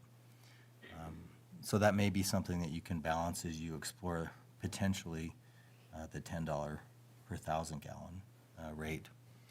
The other thing that I think is an interesting note that Mr. Eggleston put in his report, and as we talk about the cost for service for the bulk water station, it used to be coin operated for a lot of years.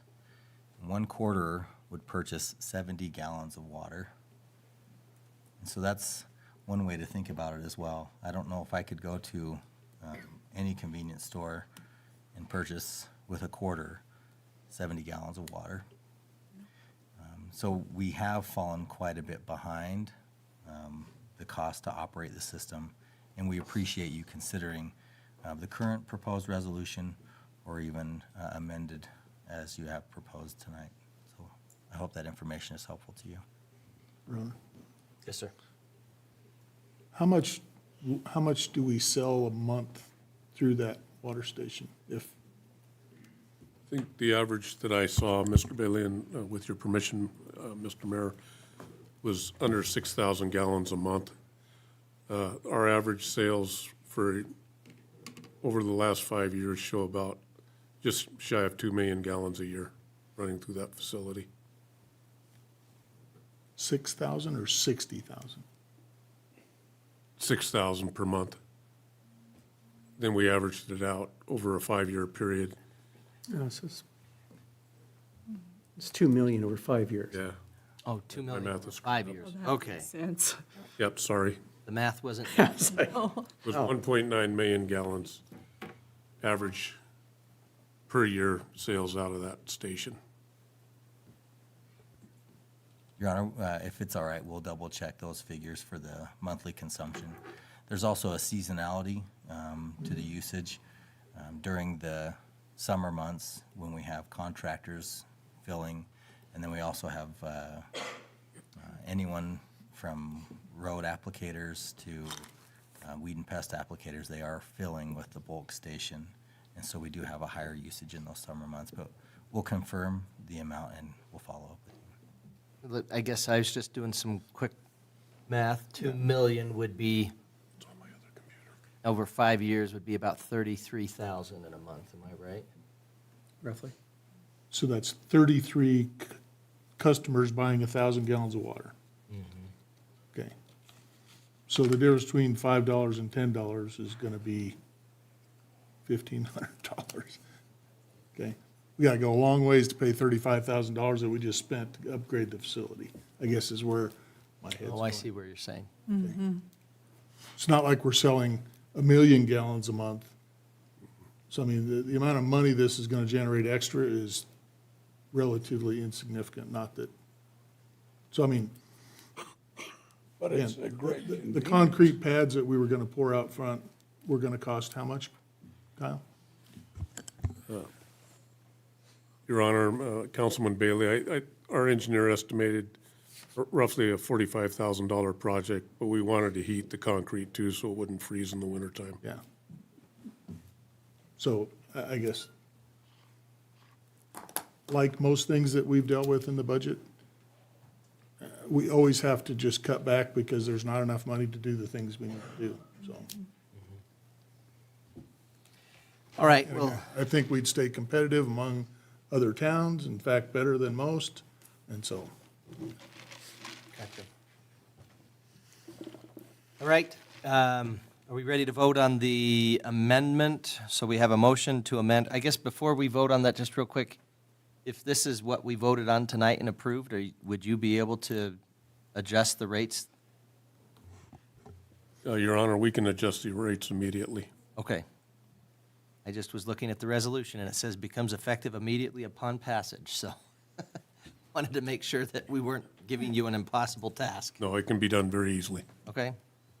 All right, well, all in favor of the amendment to Resolution 1499 from the unit charge being dependent on gallons to being $10 per 1,000 gallons? Say aye. Aye. All opposed, say nay. Motion passes, so we're back to the main motion. Are we ready to vote on Resolution 1499 then, as amended? All in favor of adoption of Resolution 1499 as amended, setting fees for the City of Riverton bulk water system, say aye. Aye. Any opposed, say nay. I vote aye. Motion passes. Okay. We want to dispense with the service charges. All right, we are now at Resolution 1500. Deputy City Clerk's report, please. Thank you, Riverton Mayor. Rendezvous Balloon Committee. Your Honor and Council, before you tonight is proposed Resolution 1500. Previously, March 15, 2011, the city has entered into an agreement and adopted Resolution 1231, establishing the Riverton Rendezvous Committee as an advisory board to the city for planning the annual balloon rally. Resolution 1500 would approve the requested name change of the Riverton Rendezvous Committee to the Riverton Rendezvous Balloon Committee. The requested name change will not affect the annual Riverton Rendezvous Balloon Rally. Committee requested the name change to clarify that they are more balloon-oriented and is responsible for the balloon rally. Also, committee members have stated they have been confused with the 1838 Rendezvous Association. It has also been brought to the city staff's attention that the committee has yet to adopt a set of bylaws to establish rules and principles to govern its internal operations and structure. This resolution would also require the committee to adopt a set of bylaws. Thank you. Would the Administrative Services Director, Mrs. Harris, please read Resolution 1500 by title only? Yes, Your Honor. Proposed Resolution Number 1500, a resolution of the governing body of the City of Riverton supporting the name change of the Riverton Rendezvous Committee to the Riverton Rendezvous Balloon Committee and requiring the adoption of bylaws. Thank you. Chair would entertain a motion to adopt Resolution 1500 supporting the name change of the Riverton Rendezvous Committee to Riverton Rendezvous Balloon Committee and require the adoption of bylaws. So moved. Second. Councilman Peranto with the motion, second by Councilwoman Borders. Discussion. Who is here from the Riverton Rendezvous Committee? Mr. Mayor and Council, I'm Christopher Hauser, Vice Chairman for the Riverton Rendezvous Committee. I am Luke Walker. I am a volunteer for the Rendezvous Committee. Great. Glad you're here. Appreciate all your work. Yes, most definitely. So it came to our attention with Pat Newland, who's our chairman, that there was some conflict with the name and some work with Max coming on board that we did not have an official set of bylaws. So we've been working in committee to get those adopted. Good deal. Great. Max, huh? Yep. You're like, get us some rules. Good. Well, thank you very much. Appreciate it. Yes, thank you. Appreciate your work on the Rendezvous Balloon Rally. It's always very fun. Great event. That it is, and we're looking forward to our 44th year this year. Great. Who's going to be the balloon meister this year? It's Andy Samuelson. Okay. So. Good deal. All right. Well, thank you. Yes, Appreciate thank you. Gentlemen being here. Any discussion?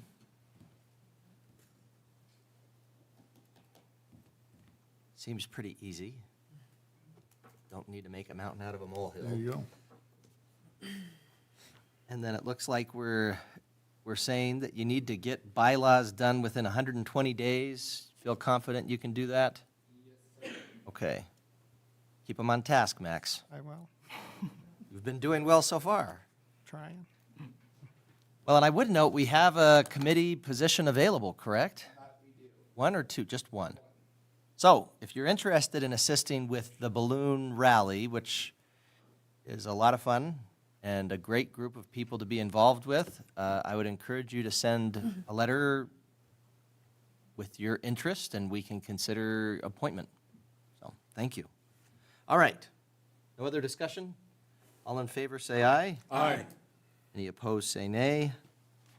I need to do this earlier. I vote aye. I propose we take a break. I think that would be great. All right, we will adjourn, well, we will take a recess, not adjourn. We will take a recess until 9 o'clock, 10 minutes enough? Yep. Okay, we'll recess until 9. Okey-dokey.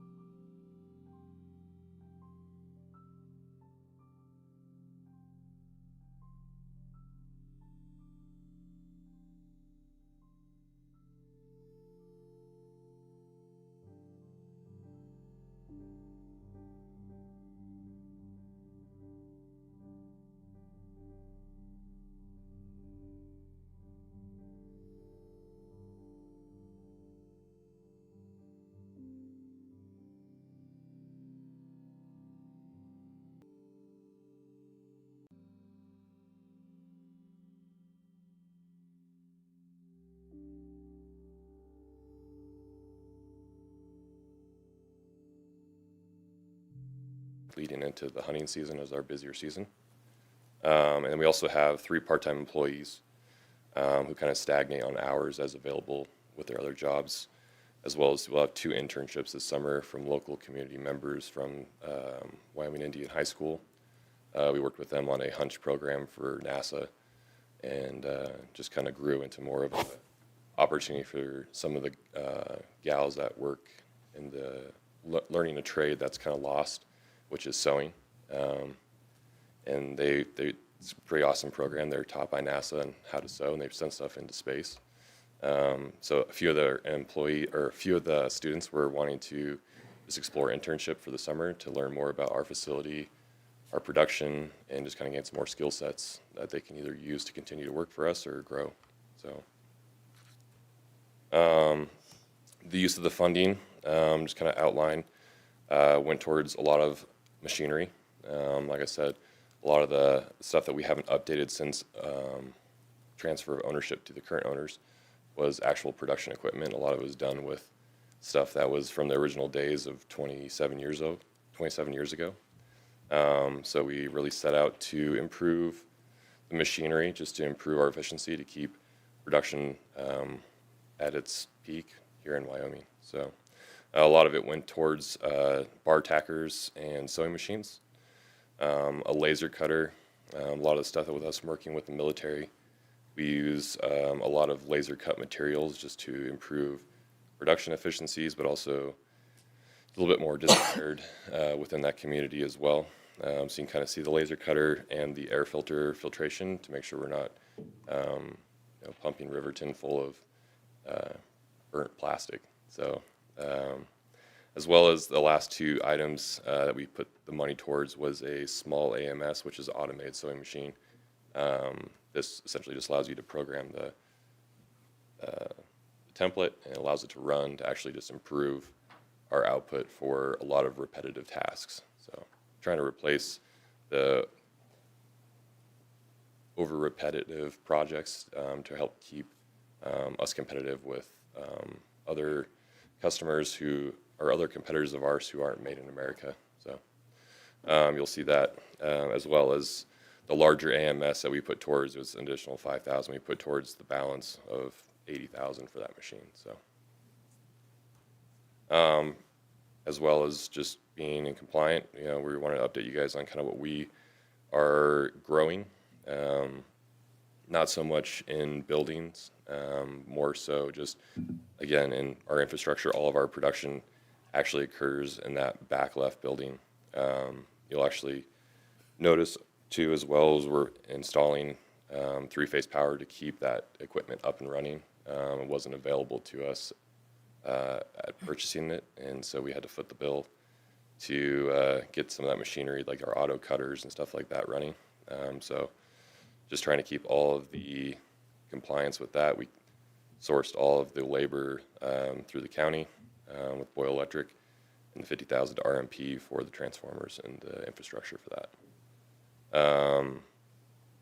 Any future expansion, I mean, we have a lot that we can obviously grow on in the area that we're at.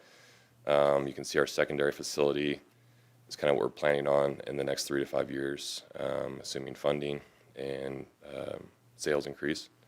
Some indoor archery pro shop is one that we've kind of been asked for a lot from the community, just because a lot of our background is in archery, and there doesn't really seem to have the offering from local stores.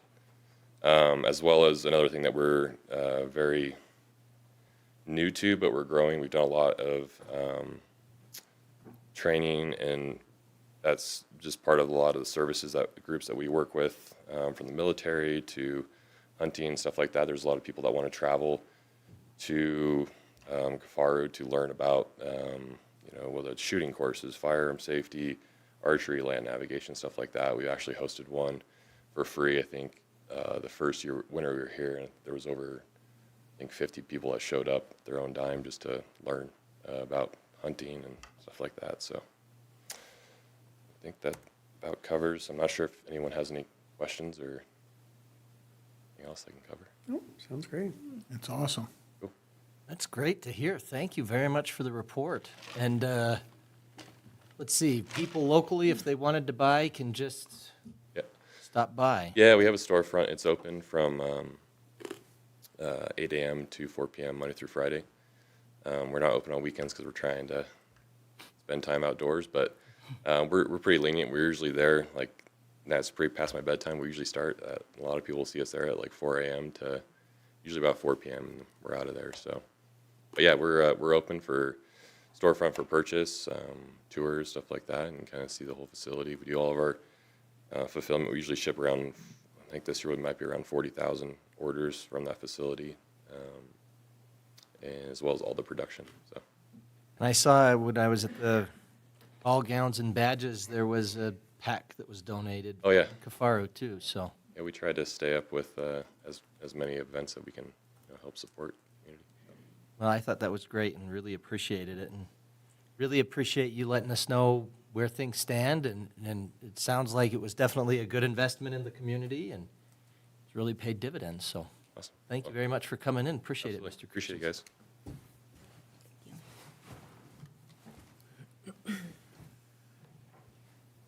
Mayor, if I may. Yes. I had the opportunity to tour the Kafaro facility with our local Kiwanis Club, and if you haven't had a chance to see it, they have an amazing operation going on there. It's a wonderful benefit to Riverton to have them here, so thank you. The next applicant that we have up to report, it's our last and final applicant of the evening, is Central Wyoming College regarding the Equine Center. Oh, good. I was wondering what President Tyndall was doing here, and now I know. By the way, for the public, I just looked it up because I've always been wondering, and I was going to ask Anders, and I forgot to. Faro means rhino in Swahili, yes? Yeah, it came from the previous owner, Patrick, also started out in Smith. So when he had sold that, after for quite some time, he really loved the name Faro. Good. Well, good deal. Sorry, I've had so many people pronounce it in different ways, and now I can answer. All right, sorry. President Tyndall. Thank you for being here. Your Honor, members of the City Council, distinguished member of the press, Sarah, appreciate you being here. I'm going to go so fast, the longer I was sitting back there, the more I was saying. My presentation is going like, whoop, and probably to all your benefits. So we're going to rip and roar through this because I think you all know a lot about the college. But let me just say, with me is Caitlin Thorne, who is our operations manager of the Ag and Equine Complex. And so she can answer hard questions because she's managing it every day and she's seen this, and I'm kind of flying high at this numeric value. And one of our presenters had an issue with the dog, so I'll do her slides as best as we can. But if I may, I'll go through this rather quickly. So overall, we really do appreciate the funding that we got from the half cent, because not only, in the grand scheme of things, there's a whole lot of money that had to be raised, but showing the support from the community is a big deal when you ask for more money from more people. And I'm proud to say that the college is now officially the only land grant university in the state is University of Wyoming. And it's a really, really rare thing for a community college to kind of show prowess and say, we want to be a land grant school, but not the land grant school. So we had that status, and it's little things like this that make a difference. So it shows commitment from the community and buy-in, so it's a really great thing. And you heard from Mike, and Mike has mentioned in one of these slides here too that this is all part of a big economic development division and economic development vision. So really, really quickly, okay, it's this really big facility, 22 acres, 86,000 square feet. There's meat processing, there's 2 indoor classrooms, a lot of good things. And what we're trying to do is really be this ag center and this ag school, and having a great facility is working. And so, but it's one thing to have a barn, which was our old facility, but now we have something where people are actually coming to visit. Before, it wasn't a place where people would really come through across the state. And the funding in particular that we received was important for the seating. And so seating takes something from being an academic space where nothing's going on except the students to a participatory thing. And so it's transformative, I believe. All right, so you kind of know this. So the bleacher seating added, as the screen says, really an extra, 330 seats. So now the capacity is at 388. And so it's a mid-size, but you can have some good events in there. We think there's ways to bring in more seating, but it handles a pretty good crowd. These are, the observers. I'm an ag economist, and so there was a slide about, by now, if you don't know me and how I think the ag economy has this big hope, I haven't been yelling loud enough, but, we're number 3 in the state for cattle, we're number 1 in the state for horses, and we're really leaning into this, and it has a lot of tourism and local food and whatnot value. So we're hitting the local food market heavily with this, with the local food thing, and the local beef processing is a part of that. So even on the grand opening, we had the Beef Rendezvous Roundup, which had people from all over the United States and across the world visit.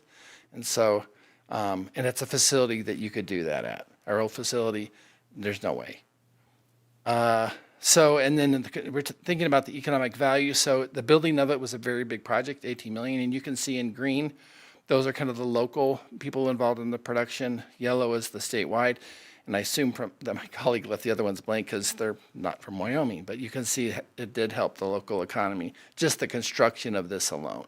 And so of an $18 million project, the lion's share of that money went into the local economy. And that's a hunk of change, especially when it multiplies out. Okay, is this working so that the college at first is becoming this major ag school for which we can attract events? I think the answer is yes. Our ag and equine program together has grown by 70%. That's significant. The ag component in this particular grew the most, from like 30 students to 70. Equine grew from 27 students to 44.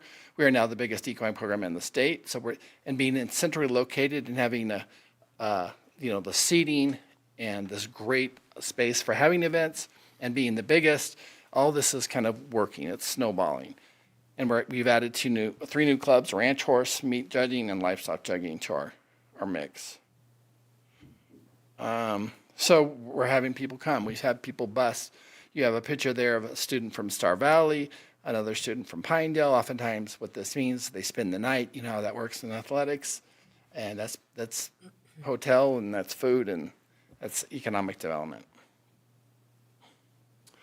So in terms of business support and creation, this enhances our, this allowed us, help us to roll out a bachelor's. So we have a bachelor's and basically an ag now. It's kind of like an ag business degree, ag leadership, which is significant for attracting yet more people.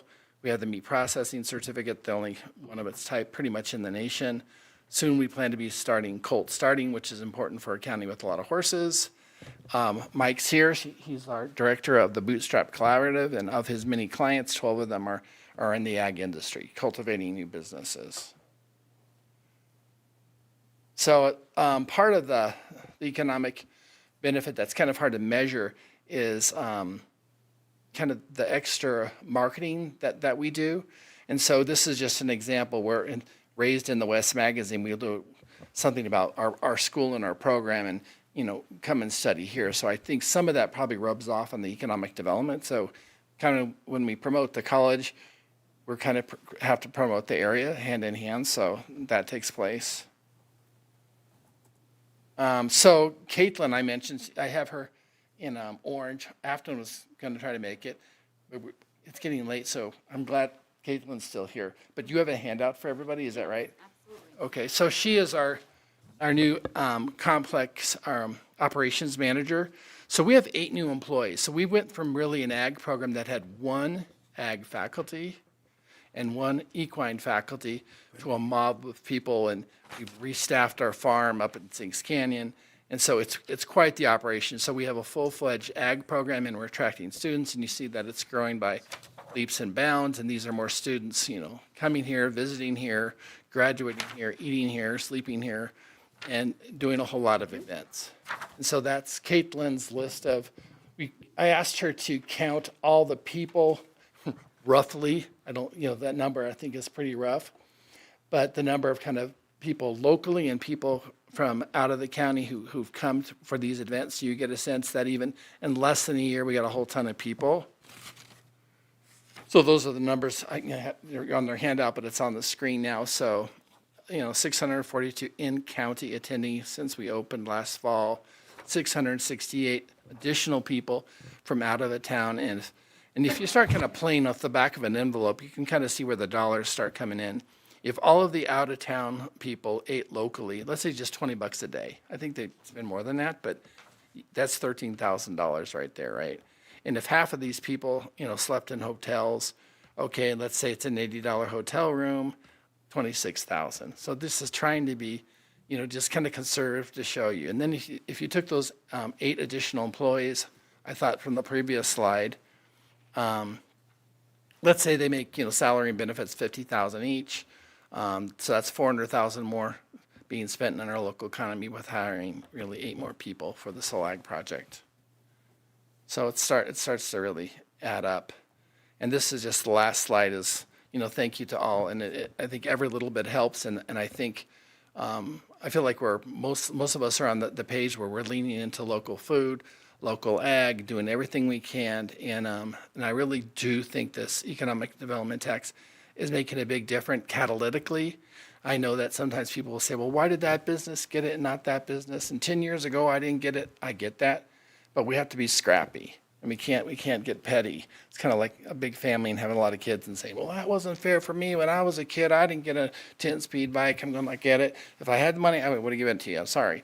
But this is one of those situations where I see that this tax is just doing a whole lot of good, because when you get a new shop such as a salon on Main Street, it fills it in and it makes a difference. It doesn't feel like a ghost town. So these things are catalytic. It's not just, so you have to look at this kind of strategically in terms of that perspective. I think in a population of 40,000 people, a new salon is a big deal. It's not just one little business. It's all scrappy together. We're making good things happen. So I'm very grateful for the support that we had for our project, and I stand for any questions. I can breathe. Talk as fast as I can. Thank you, President Tyndall. Any questions? No, that's awesome. Thank you. All right. Thanks. Thank you very much, sir. Appreciate it. And that's exciting. I was curious. So I was just looking. The meat certification is a semester long. Yeah. How many have you had go through it thus far? Or you? Okay, so The important thing to understand is that the primary benefit of having the EATS program is that almost all our Aggies now get their hands bloody. That's probably a terrible way to say it. But it's basically kind of the brand of our ag program, where we're really leaning into the local food and local meats. And so most of our majors have to take 2 meat classes. And so that's where the numbers are. We have a lot of numbers in political science, but I don't even know if we have a single major in political science. So it's kind of one of those deals. Of those who are purely studying just meats and nothing else, it's only 2. Okay. We have a ton of people studying meats, is because that's a part of the package of kind of meat sciences and ag in general. Kind of like when I was a music major over there were like 5 or 6 or 7 music majors, but you still filled up. There's a with ton of people classes. taking music, but not that many people choosing that as a major. That's true. Okay. So political science doesn't have to get their hands bloody. No, unless you really want to. We are starting to later. offer non-credit. Comes much later. Oh, yeah, that's right. I don't know. Theater, Hamlet, I'm not sure. But, yeah. Political science, they allow them to put gloves on, too. Thank you, President. Right, sure. Appreciate you coming in. Sure. Boxing gloves.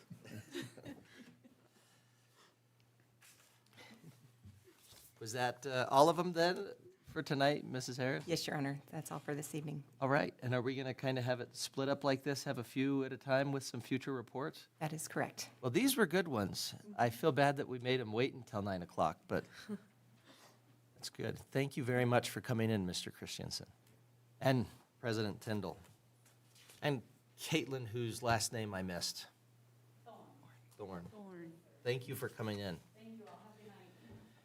All right, next up is recommendations for EDGE going forward. So, Mrs. Harris, if you could, please.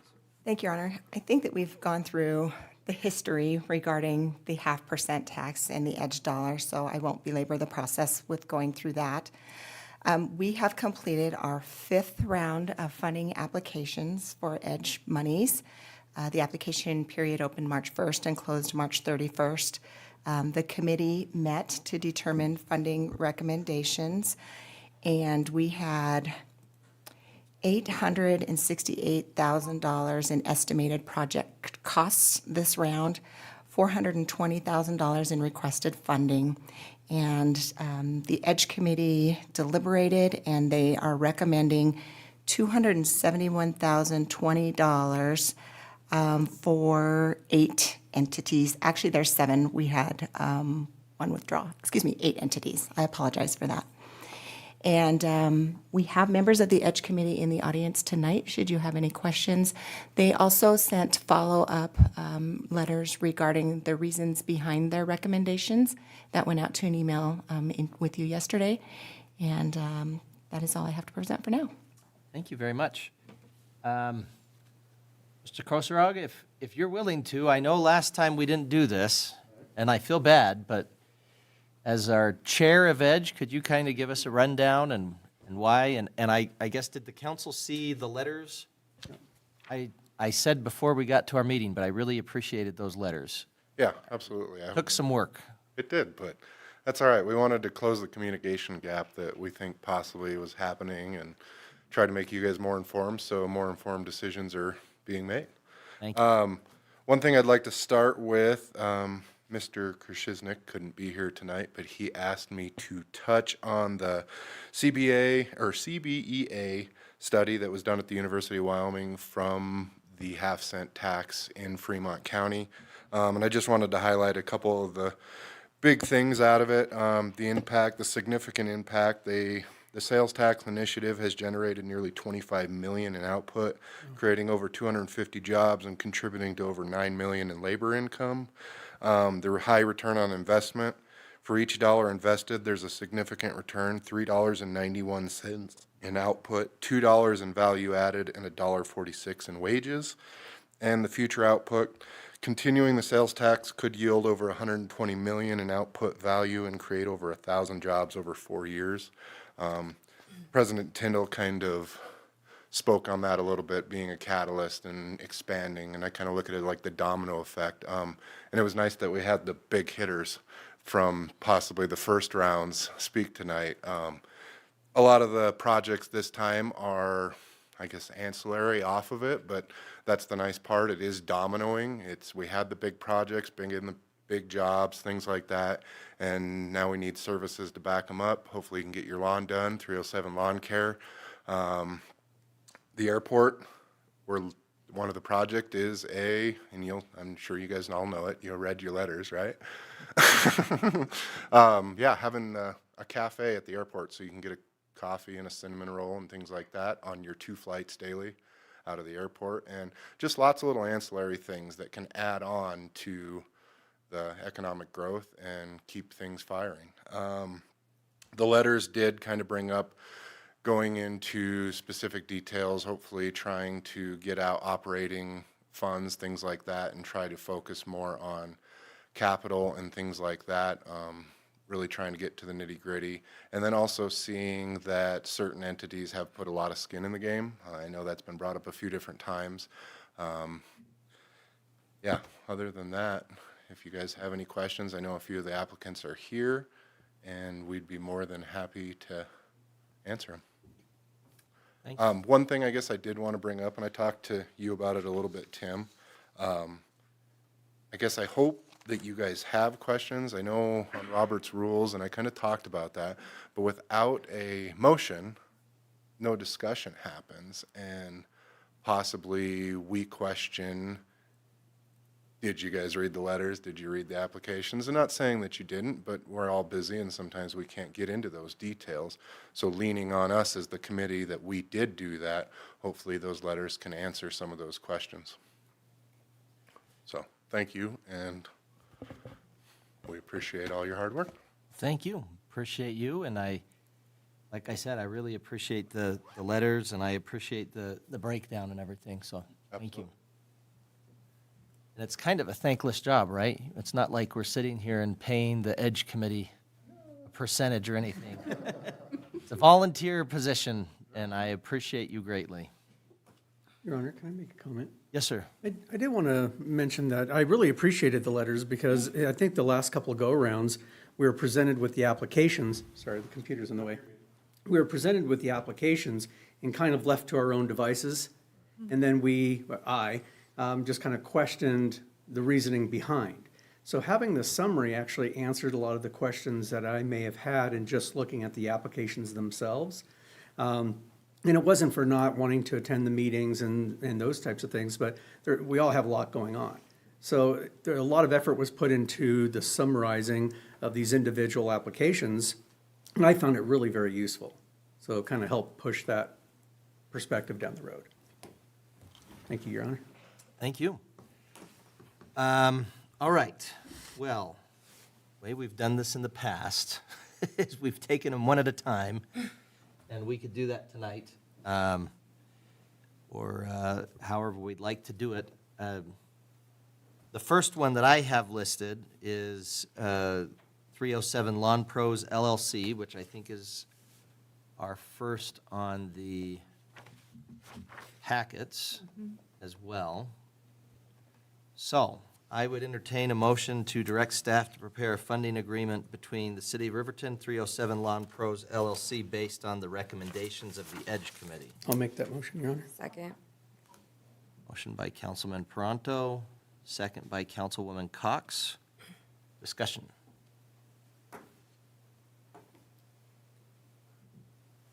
Mr. Smith is here. I was able to see your presentation. I think you came and talked to us last time. Yes, sir. Yep. Second time I'm back. I also, as I recall from last time, you had kind of changed things because you had actually gone out and invested some of your business's funds to be able to take care of part of the original ask. Correct. Yes, sir. And so the ask this time was, 68. Yep. Correct. 68,000. So anything to add that might not be immediately obvious from the application? I think everything's pretty cut and dry. My business is booming right now. One of my closest competitors is now just spraying weeds. So he's kicked all his business my way. I'm having to hire people left and right. So the business is there. very grateful for that, so. Your Honor, quick question. Yes, How sir. many employees do you now have? 2, and I've got 2 more starting next week. Awesome. And then in terms of if we were to provide the funding requested, how many employees will you be able to add all told? Probably an additional 3 for the curbing crew. And the reason I ask that is because generally speaking, the MOUs are going to be like, we expect you to do what you're advertising. Right. So just wanting to make sure that's something you feel comfortable with. Yep, for sure. Being able to do that. And it will be a seasonal position with the curbing. I mean, we can't really do it in the winter, correct? Correct, So yeah. That would be, Unless you go to Florida. yeah, Right, that would be nice. or not. Mobile crew. Maybe someday, no. Yeah. All right, any other questions? Thank you, Mr. Smith. Thank you, appreciate your time. And I appreciate the Edge Committee, man, they're awesome. They are, doing good work. All right, any other discussion? Ready to vote? It looks like the recommendation from Edge for 307 Lawn Pros was for 40,000. From the letter, I've got to open a lot of things here, so I'm sorry I'm bouncing around. This was approved unanimously. It looks like the 40,000 would represent, oh my goodness, I need 42% of the total ask, and it would basically represent the total amount for the used mini excavator, I think, was that 40,000 total? Or no, am I? Oh, the curbing machine, I'm sorry. All right, great. All right. All in favor of, oh, well, I guess the last thing I was going to ask you, Drew, I'm sorry. In your application, it said 55,000 would be the minimum required to incorporate landscape curbing. 40,000, which was proposed, is that going to still be possible for you with that amount? It is, yes, the package is 55,000, but I have saved business earnings that will fund the rest. Okay. Sorry, that was my question, and I have a history of moving on before asking my questions, and so I want to make sure I have them asked. That's all right. All right, thank you. Any other questions? All right, all in favor of the proposed recommendations from the Edge Committee regarding 307 Lawn Pros, say aye. Aye. I vote aye. Any opposed, say nay. Motion passes. All right, next one up is CDS. I should probably just print these out. It would almost be easier to look at it on paper It's hard to bounce. or have multiple screens or something. CDS, looks like, do we have a motion to direct staff to prepare a funding agreement between the City of Riverton and CDS based on the recommendations of the Edge Committee? So moved. Second. All right. Mr. Bailey with the motion. Councilwoman Borders with the second. It's usually you guys, too. It is. Discussion.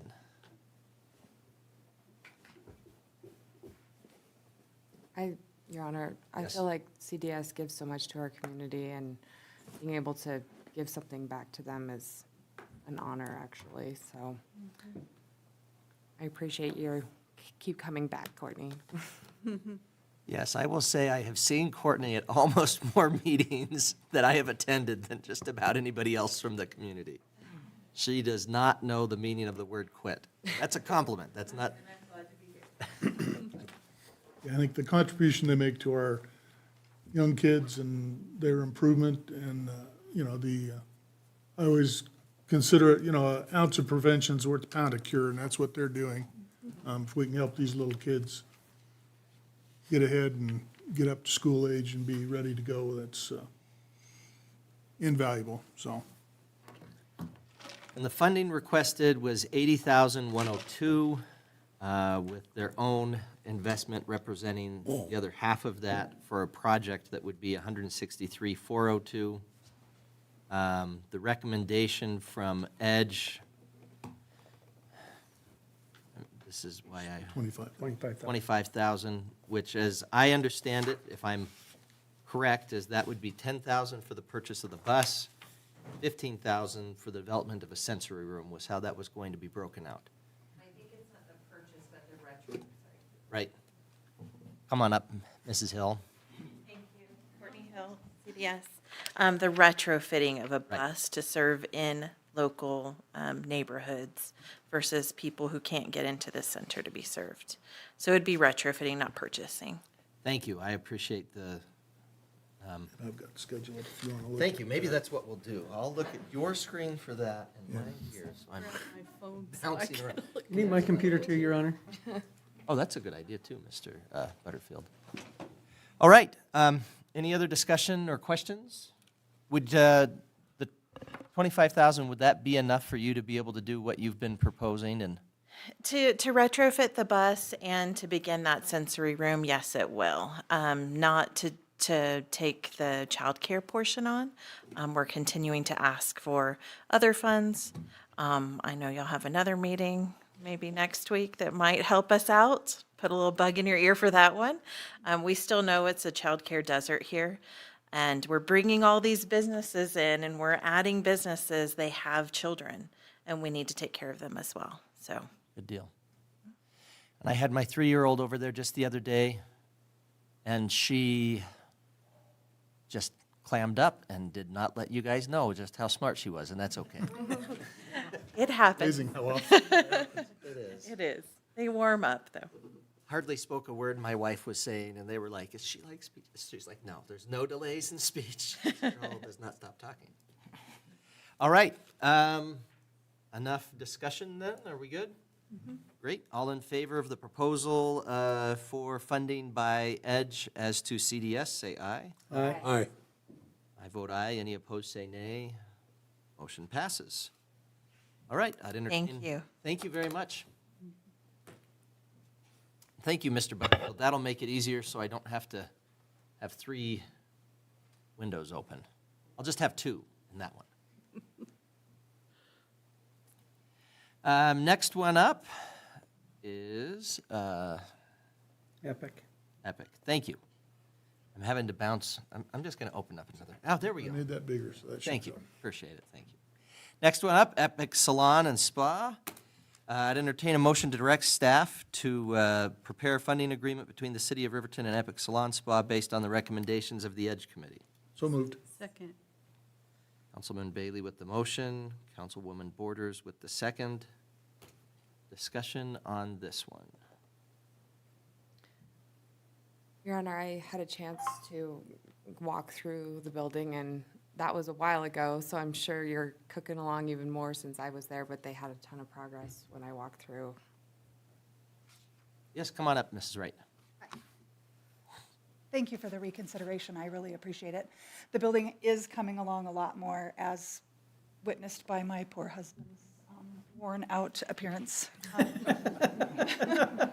Wow. He's really the one who suffers through the late meetings. When I say we have changed things in the building, I really do mean he has changed things in the building by my direction or request. It's very much appreciated. I know how that The request, my request did go up this time. I did include the parking in the back. There is a lot in the back that I have obtained, and that lot will serve for parking for the 5 businesses up there. It will be Perette's, the gym, myself, the boba shop, and Nikki Horton's law office as well. So that's why the increased cost of the ask. The ask right now is 38% of the project, and as far as, I guess, skin in the game, that we have about $135,000 into this so far. And my recollection is hiring 9. local individuals who are going through the CWC program. President Tyndall left and get Yes. their horn. One of the girls, oof, and I might get a little emotional. One of the girls is actually here. She'll cry too. Her name is Ashley, and she is the single mom with 2 girls that has worked really hard over the last 2 years to work 3 jobs, support her girls, and go through school. And she completed school, in January and has just been waiting for the salon to open. She will actually walk the stage at CWC on Friday with her oldest daughter, who has now completed the aesthetics program at the college and will also be offered a position at the salon as well. How great. You're graduating together? Yeah. How fun.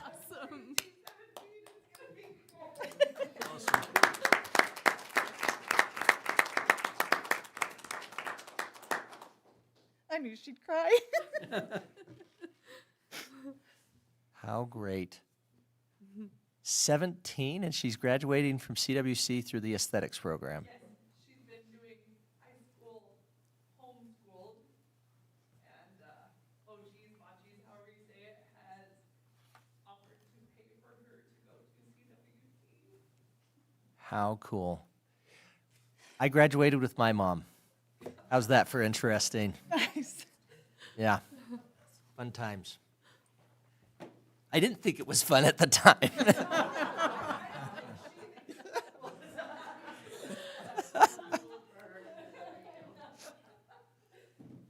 All right. She'll grow out of it. Yeah. Yeah, that's right. And then it looks like the recommendation from Edge is funding as you've requested, right? Yes, sir. And then you've got some great plans for that back lot there. So. I do. Good deal. And I was actually just there the other day because Wild West EV was having a grand opening for their charging station there. Correct. That's another benefit, I guess, of being right there is that we are already on the National Registry for Businesses as far as offering electric vehicle charging. Ah, okay. Us and the Boba Shop both. And I know he's been driving his Cybertruck over there in the lot too, just to show people what it looks like. I pass on that one. That's okay. All right. Thank you. I appreciate it. Any other questions? Okay. Other discussion as to the motion? Oh, lost our signal. Oops. All right. All in favor of funding Epic Salon Spa based on the recommendations of the Edge Committee, say aye. Aye. Any opposed, say nay. I vote aye. Motion passes. Thanks for staying up. All right, next up, thank you, Mr. Bailey. He's here. Pinnacle Day Center. Pinnacle Day Center. I'd entertain a motion to prepare a funding agreement between the City of Riverton and Pinnacle Day Center based on the recommendations of the Edge Committee. So moved. Second. Councilman Peranto with the motion. Councilwoman Cox with the second. Discussion.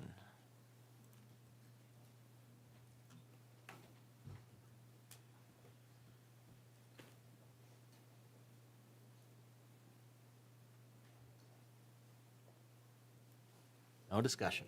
Well, that's fine. We can move up. We can move on if you want to. I mean, do you want me to say anything? Sure, come on up. Yes.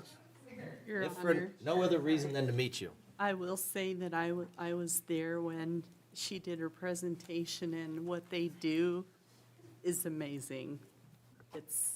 We've been doing some great things already. If Yeah. you follow our Facebook page, we've got our garden going. Our plants grew 3 inches in one day. Amazing, which that was also donated to us by another local business with soil, things that grow. We've got other great activities planned, though. We're going to Thermopolis in a couple weeks to go play putt-putt golf and to have a lunch in the park and look at all of the pools and to go see the buffalo. Supposedly they've had babies. So they were giving me a hard time because I've never seen the buffalo over there. And they're like, Miss Shauna, we always see them. So I guess they're my luck charms. So we had our grand opening, and I think it went really good. We had a lot of attention. We're having a dance coming up next Friday to try to get more people in the DD community, is what I call it, my type of people that attend the Center of Developmental Disability. So we're inviting anybody that's anybody in the public that wants to come, actually. It's going to be free. We're going to have dance, music, popcorn, drinks, a way for them to get together and have just some great things to do and be connected. The van is something that it is very in need, though, for us to do more of these activities. It's a way for us to also get more clients and for me to hire more employees. Lander is already shown more potential of people that would like to come to my center from Lander because there are places closing in Lander. So that is another need for a van, is so I can go pick people up and help them have the center to go to. Have any questions or anything? Any questions? No? Thank you. Okay, it looks like the recommended amount of funding was 51,000. I guess it looks to me like the requested amount was 71,000, but the recommended amount was 51,000. Would you still be able to do what you're planning on with that funding? Yes. Okay. Well, I really enjoyed touring. Good, I'm glad. And you're going to have to tell your husband I really enjoyed his hamburgers, too. That's good, I'm glad he will. I don't know if I was just hungry when I went there that day, but I was like, these are some good hamburgers. So. Yep. Not that I'm trying to disparage them. Nope. We actually had our Cinco de Mayo meal Monday, too, yesterday. That was a lot of fun. We made a piñata and there wasn't a lot of clients there that day, but we broke the piñata and they got candy, and it's on Facebook. They had so much fun trying to beat the box. One of them broke it off the string. So good. We're doing lots of good activities and hope to do a lot more and hope to bring more people from the community into what we're doing. Which is the whole point of what you're asking for. Yes, it is. Okay. For us to attend more community events, more activities, and to also volunteer. This month is actually Military Appreciation Month. So I talked to our local auxiliary club, and she has given me addresses. We are making cards to all of our veterans that are in the Buffalo Veterans Home. I think there's one other home. We're making 60 cards, all handmade by us, that telling them how much we appreciate their service and everything that they did for us. We had a teacher come today, a retired teacher, Daria Wood, because it was Teacher Appreciation Day today. So she came and talked about what it was like to be a teacher and why it was so important to her and all the great things that teachers do to help our kids. So those are just more things that we plan on doing every day. And your thought is that with this van, you would be able to have additional jobs that would be created as well? Yes, so with this van, it will be able to hold 14 people. So with that, a lot of the clientele that come, they do not have a way to get to the day center. Right now, I pick up some in my personal vehicles, but by having this van, I would be able to pick up more. So meaning that way, if I have more clients, I can hire more help. The way that it works with us getting paid and stuff is that the clients don't individually pay. We get paid through Medicaid, through the waiver program. So it's also a sustainable work that would come. The only reason that we would maybe lose people is if they move and if they decide they just don't like us anymore and they don't want to come to our services anymore. Like I said, I've got a couple people that are in Lander that would like to attend. I have one out in Fort Washakie. And I'm hoping by having this dance and inviting people that I will even get more people in Riverton to know what we're doing and that they will want to come attend. And it doesn't matter if it's one day a week. I have a gentleman that actually came and toured, and his family is paying out of pocket because they're not on the waiver, but he's going to come attend 2 times a month for right now to help his family and to help him.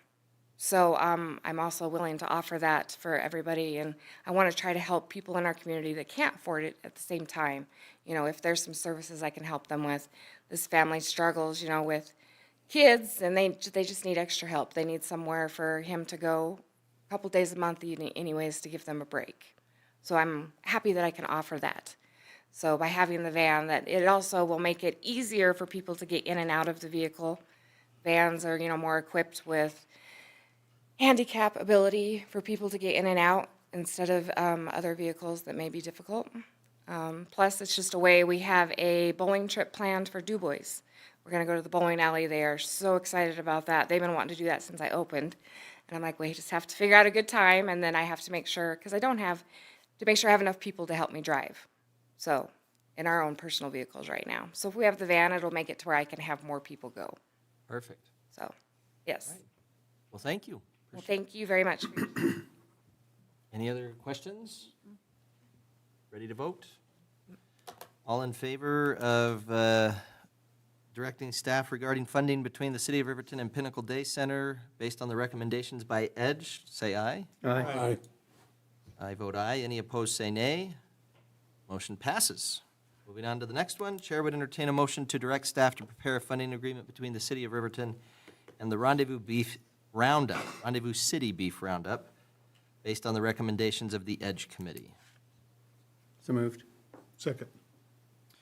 Councilman Paranto with the motion. Second by Councilman Bailey. Discussion. It's 10 o'clock. We don't have Mr. Carr here. It's okay. Or Mr. McCann. Looks like the recommendation for this one is for, I'm just gonna look at yours, 25,000. Their project cost is 84, that the requested amount, though, is 25,000, so it is for the full amount requested. I guess where we don't have either of them here, anything to add, Mr. Kosarog? This one's specific, it's not necessarily line items on the project, it is a not a match. They are after, I believe, a $100,000 grant, so that's where this 25,000, they actually asked for it last year, and or was it last year? For some reason, I'm thinking it was the previous council, or was it you guys that? I think it was last year. Was it last year? Okay. We didn't quite figure how it fit the tax verbiage. Going over it with Kevin and things like that, and how the community development side of it and things like that, and then truly trying to go after the multiplier of the monies. We feel it fits the tax verbiage, thus the recommendation from us.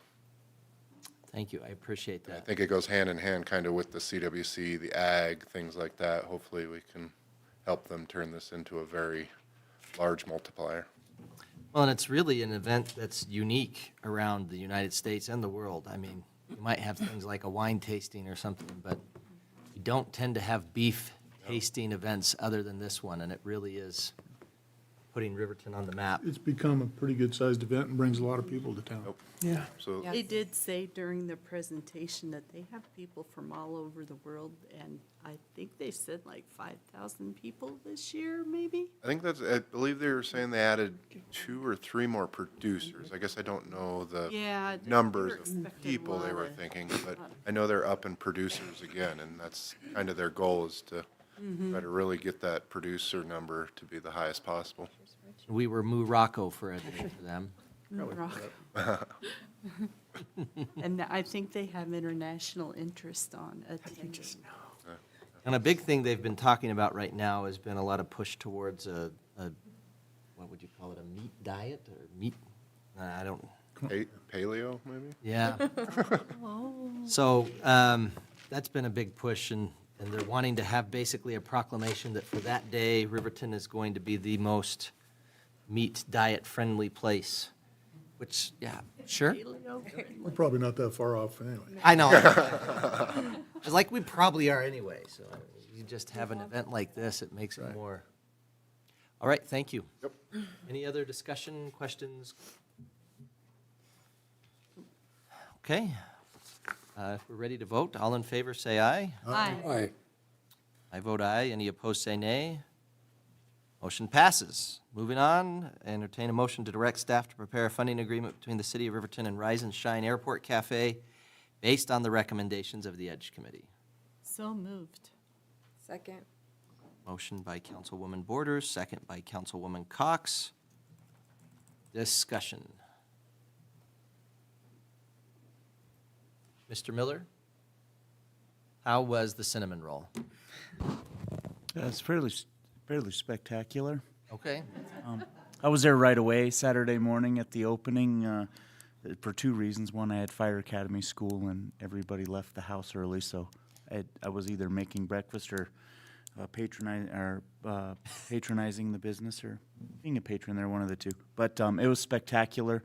They're doing a great job there, and we've been working with them quite a bit on the maintenance side, just getting getting the airport ready to rock and roll with a new restaurant, and look forward to it being the thing when you get off the plane, stop by, grab yourself a big cinnamon roll. Well, so the rest of you know, I follow Mr. Miller on Facebook, and he sometimes has entertaining things. And I saw a cinnamon roll on his page, and I just wanted to know the source of it. And lo and behold, it was our airport cafe. So I didn't get up that day to get to the airport. I was going to. I actually tried to talk my wife into it. You can ask her. I said, we should go up to the airport cafe. They have cinnamon rolls. She said no. I don't know why not. Carbs. Carbs. That's a bad excuse. It's a bad excuse. Cinnamon roll doesn't count as carbs. It shouldn't. If you have it with Diet Coke, they can. I didn't know you were a nutritionist. That's good. Oh, yeah. Oh, yeah. Many gifts. Well, looks like the ask was for $15,000. The recommended amount was $11,702.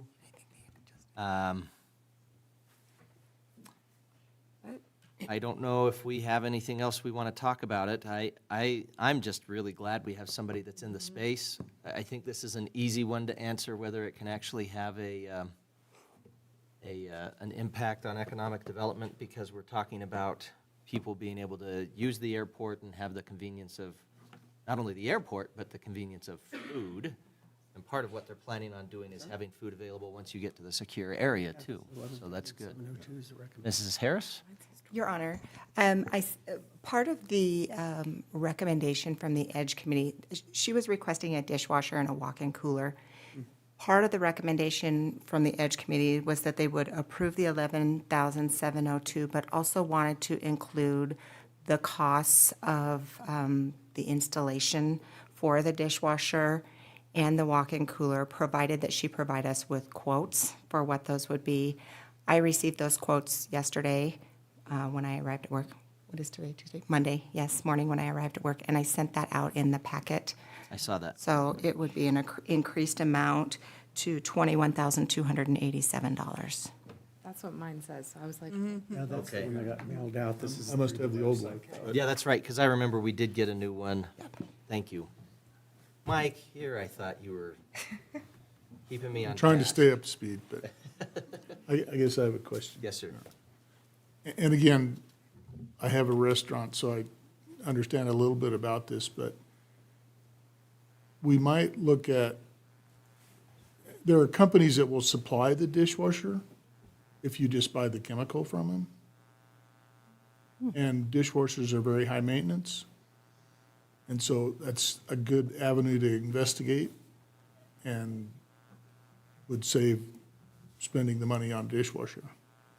And then I also would assume that the walk-in cooler and the concrete slab and all that, so if, hopefully, we don't have a problem, but if she did fail, would that remain property of the airport and stay with the restaurant facility that's in the airport? Your Honor, that question was posed by the EDGE Committee, and she did indeed verify that it would stay with the city. Okay, So that would be a leasehold improvement. yeah. Any other discussion? All right, I'm hungry, so we're going to have to. We shouldn't have been talking about cinnamon rolls. All in favor, so I'm, just to make sure Verify that what we're amount we're talking about. clear, the amount then, this is the old one. We're talking about the amount recommended by EDGE, which was, you have that amount in front of you. 21,287. 21,287. Okay. I've read too many things today. All right, so the amount as indicated by Councilwoman Cox, $21,287. All in favor, say aye. Aye. I vote aye. Any opposed, say nay. Motion passes. Wyoming Transportation LLC, Chair would entertain a motion to direct staff to prepare a funding agreement between the City of Riverton and Wyoming Transportation Services LLC based on the recommendations of the EDGE Committee. So moved. Second. Motion by Councilwoman Borders, second by Councilwoman Cox. Discussion. Your Honor, my question is, when I was reading through the application, you had said that you saw a need for it in Lander a lot. I was just wondering where you're going to be based out of and how much service to Riverton there will be. So, plan is with the initially it was going to be just the bus, but when I was talking with Ryan, Shelby, and Tina, they feel that doing a shuttle bus with 15 to 17 people would work. They're in agreement to do a service agreement to use them 24/7, so they could actually charge the customer directly on their hotel bill. So that way they have one bill for, especially when it comes to their travel and stuff.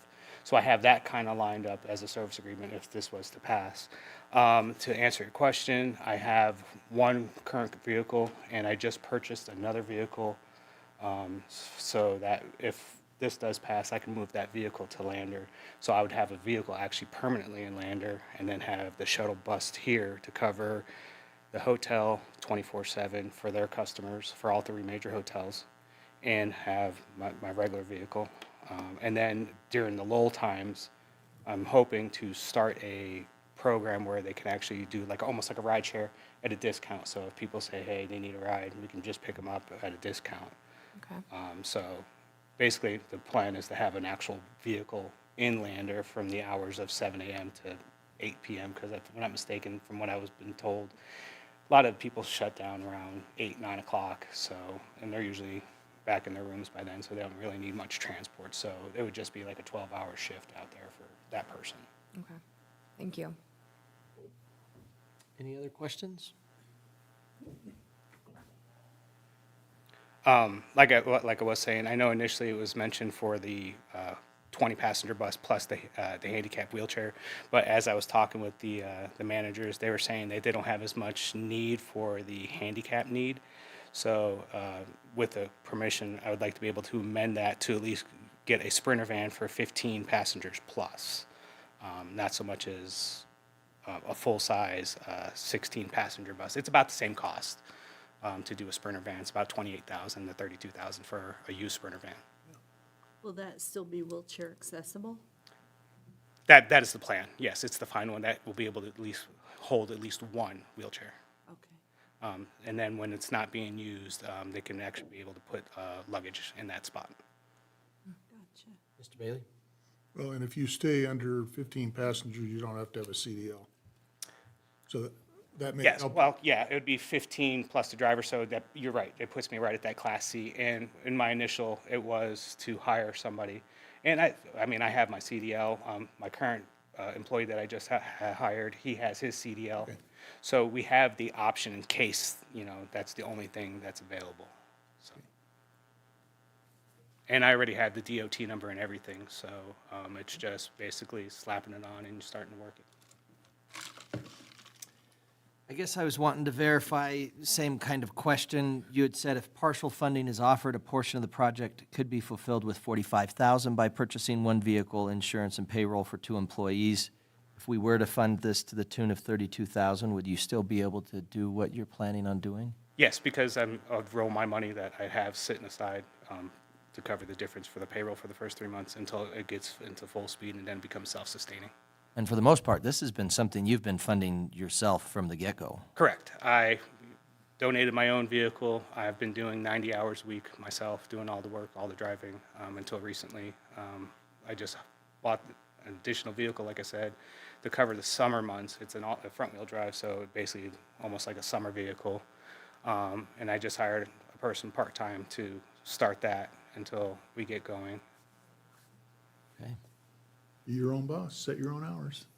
All of them. 90 hours a week. All you want. It's tiresome, that's to say the least. Yeah, Set your own hours in a taxi business? you do. A lot of the town gives me a hard time for it, but they don't quite understand. I still have to sleep yet, So, but they're starting to understand why it is the way it is. And I've had a lot of great reception for it. They appreciate the options, the ability to accept the credit card, the cash pap, and, stuff like that, and the decent prices. And I'm willing to work with them. I'm offering the senior discount, the military discount, since I'm, a veteran-owned business. I also got approved a charity, so it's a full 501c3 So as the vehicle starts to age out, it'll move down to the charity so it can help. Hopefully, my plan is to get with Wind River Cares and stuff like that to actually help them do some of their medical transports and stuff like that. Their 477 recipients for classes and stuff like that, because they're lacking on their transport as well. So I'm just trying to help as everywhere as if I can. Well, certainly appreciate you coming in and answering questions, and appreciate how much you've been willing to invest in the community thus far. Thank you, sir. Thank you. All right. Any other questions? All right. All in favor of proposal to fund Wyoming Transportation Services LLC as recommended by EDGE? Say aye. Aye. I vote aye. Any opposed, say nay. Motion passes. All right. Thank you, everybody, for sticking around. It almost feels like we should have another break, but I think we ought to just push through. All right, next up, consideration of ordinance, and thank you, Mr. Butterfield, for the help there. Made it easier for people here, too, to be able to see those recommendations, so. And I was going to mention that I think the process went easier. Yes. It was a lot less painful. Yes. That was a lot easier. And it certainly was easier to have everybody here. It makes it easier to have discussion and get feedback. So, Thank you, guys. thank you very much for coming in. And for applying. And for being interested in improving the community. Can I just say, I know on behalf of everybody else that's here, we appreciate all the hard work you've done, and thank you so much for reconsidering and voting our projects through. Thank you. Appreciate it. Keep up the good work.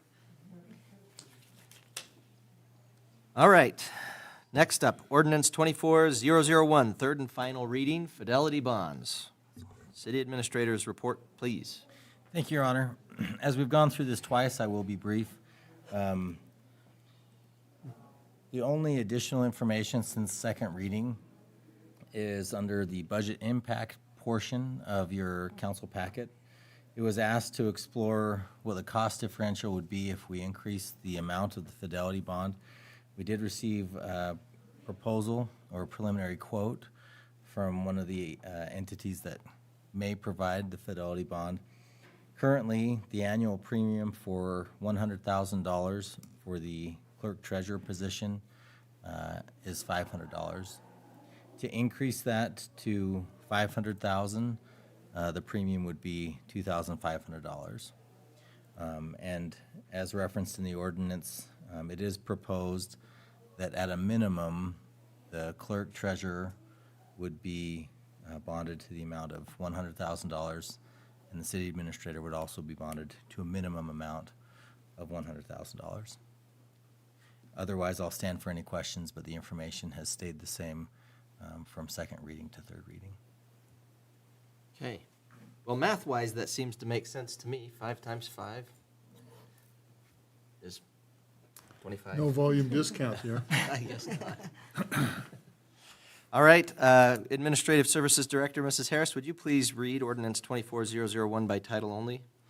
Yes, Your Honor. Ordinance number 24-001, an ordinance amending Title II, Administration and Personnel, Chapter 2.08, City Officers and Employees Generally, to revise Section 2.08.020 Bonds of the Riverton Municipal Code and repealing all ordinances or parts of ordinances in conflict therewith and providing for an effective date. I'd entertain a motion to adopt ordinance number 24001 on third and final reading. So moved. Second. Councilwoman Borders with the motion, Councilman Bailey with the second. Discussion. Call for the question. Great. Please conduct a roll call vote. Mrs. Harris. Yes, Your Honor. Councilman Dean Peranto. Yay. Councilwoman Lindsay Cox. Aye.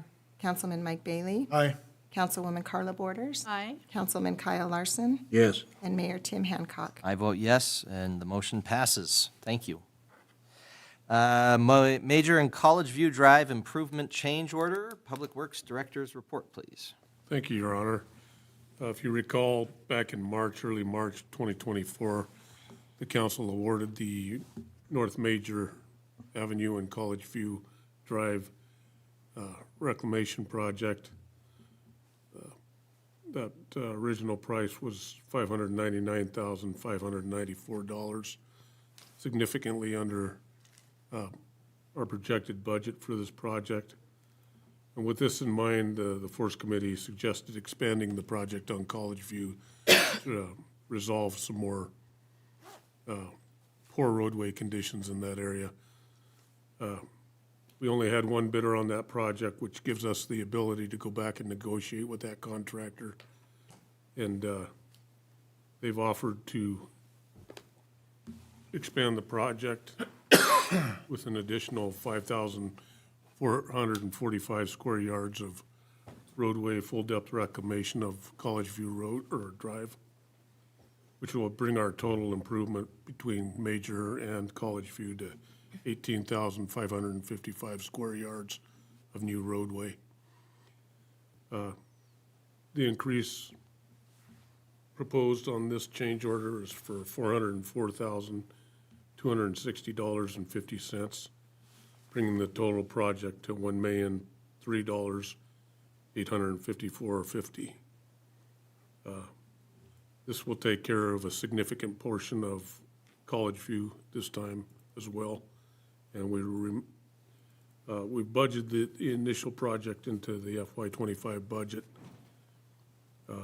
Our total projects for FY25 are $2,057,826.80, leaving a balance in the force account of $1.37 million, which will help jumpstart planning for the next fiscal year.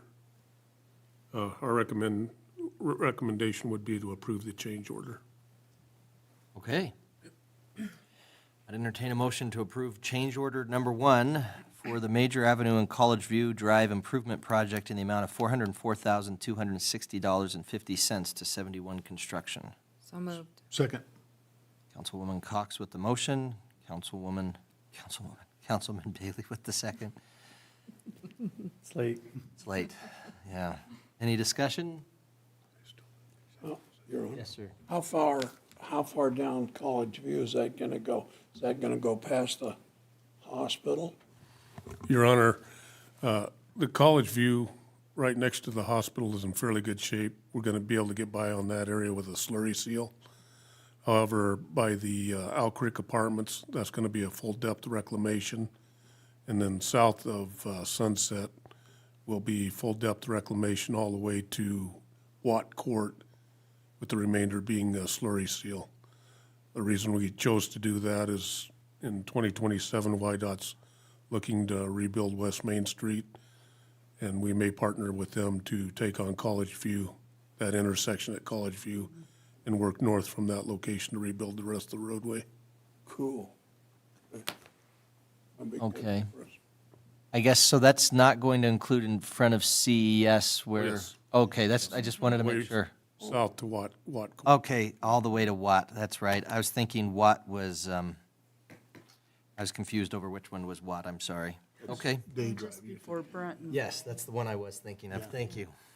Well, I just was curious, I had somebody complaining about a one-bedroom apartment that you could rent in front of CES, making fun of our pothole that we have there that's, anyway, That road's pretty deteriorated, yeah.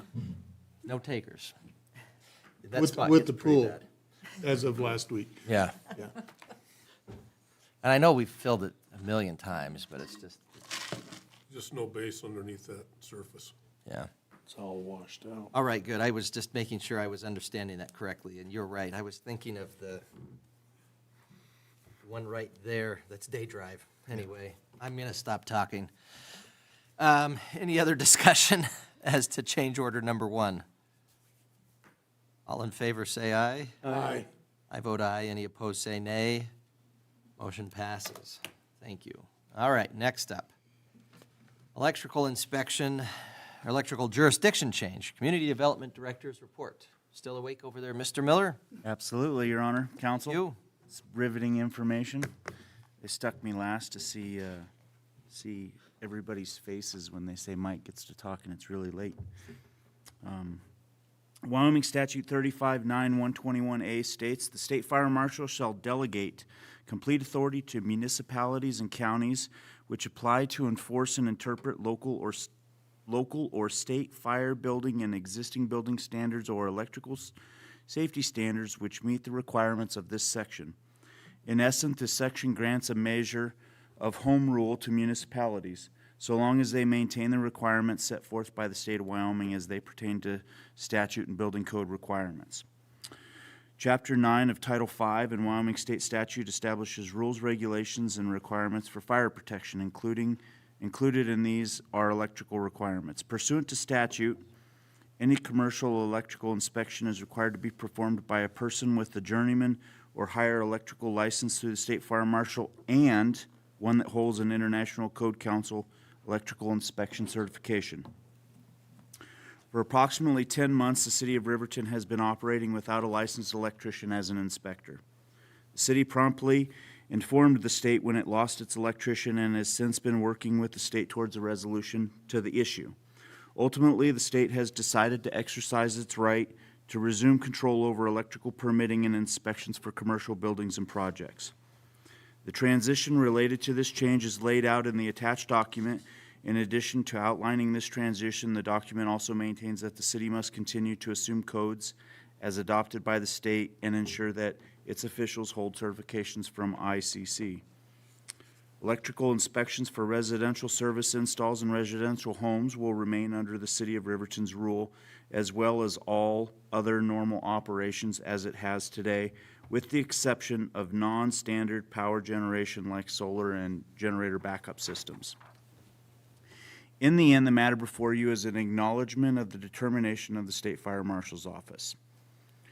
The budget impact of the above referenced change would be a small loss of revenue for the Community Development Department due to commercial electrical permits only. A commercial permit with electrical and other applications would still be applied through the city and revenue would still be had, but only commercial electrical only permits would then particularly go to the state only, so that amount of revenue, which isn't very large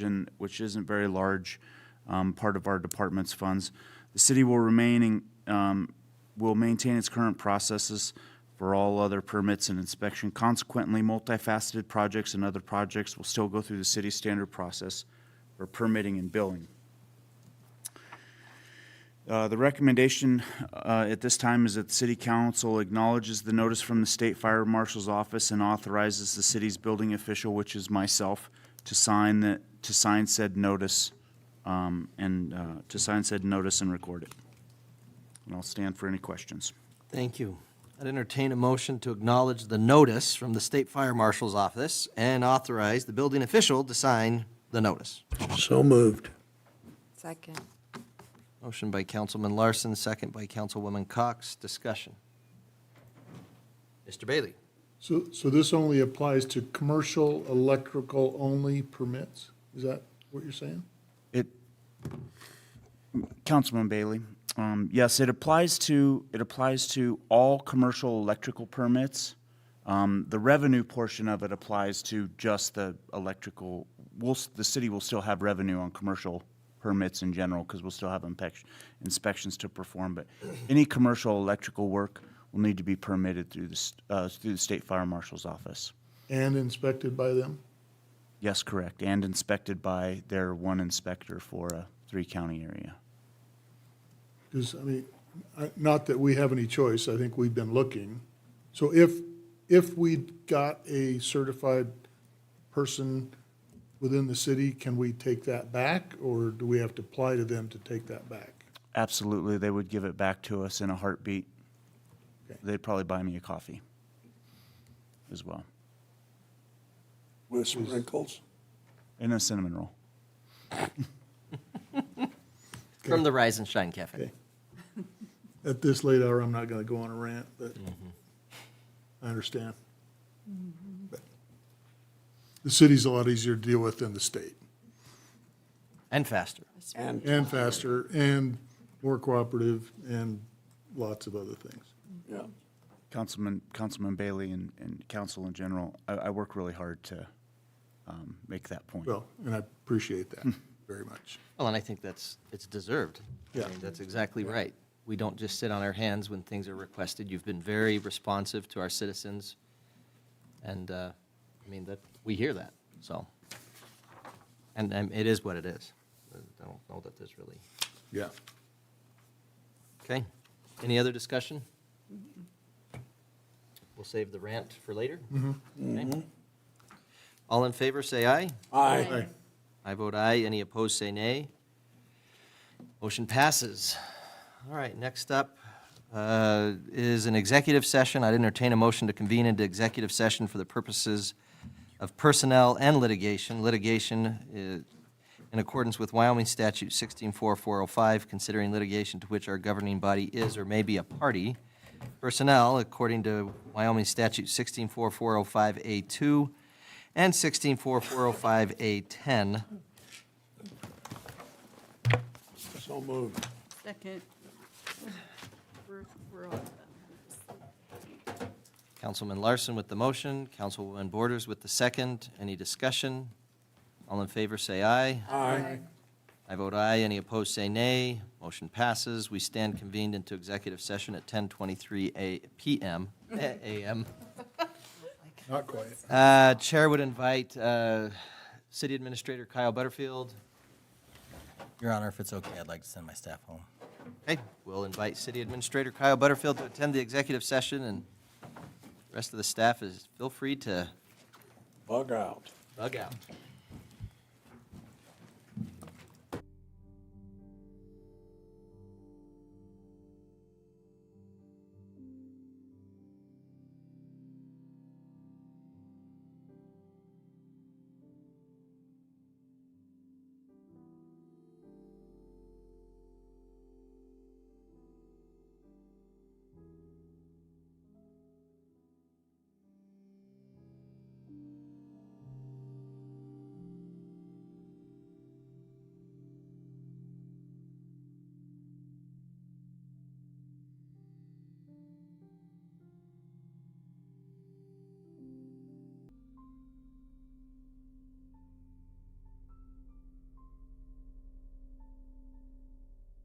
Session of the City Council. Motion is to adjourn. now reconvened at 11:24. Chair would entertain a motion to adjourn. Done. Second. Oh, move. Oh, I'm waiting. Pronto, Bailey, motion and second. All in favor, say aye. Aye. Any opposed, say nay. Motion passes. We are adjourned at 11:24. Thank you, guys. The rest of it didn't move that fast. You guys are amazing. Thank you so much. Hey, how cool are these TVs, by the way? I forgot to. I just want you to know I leaned over to Dean and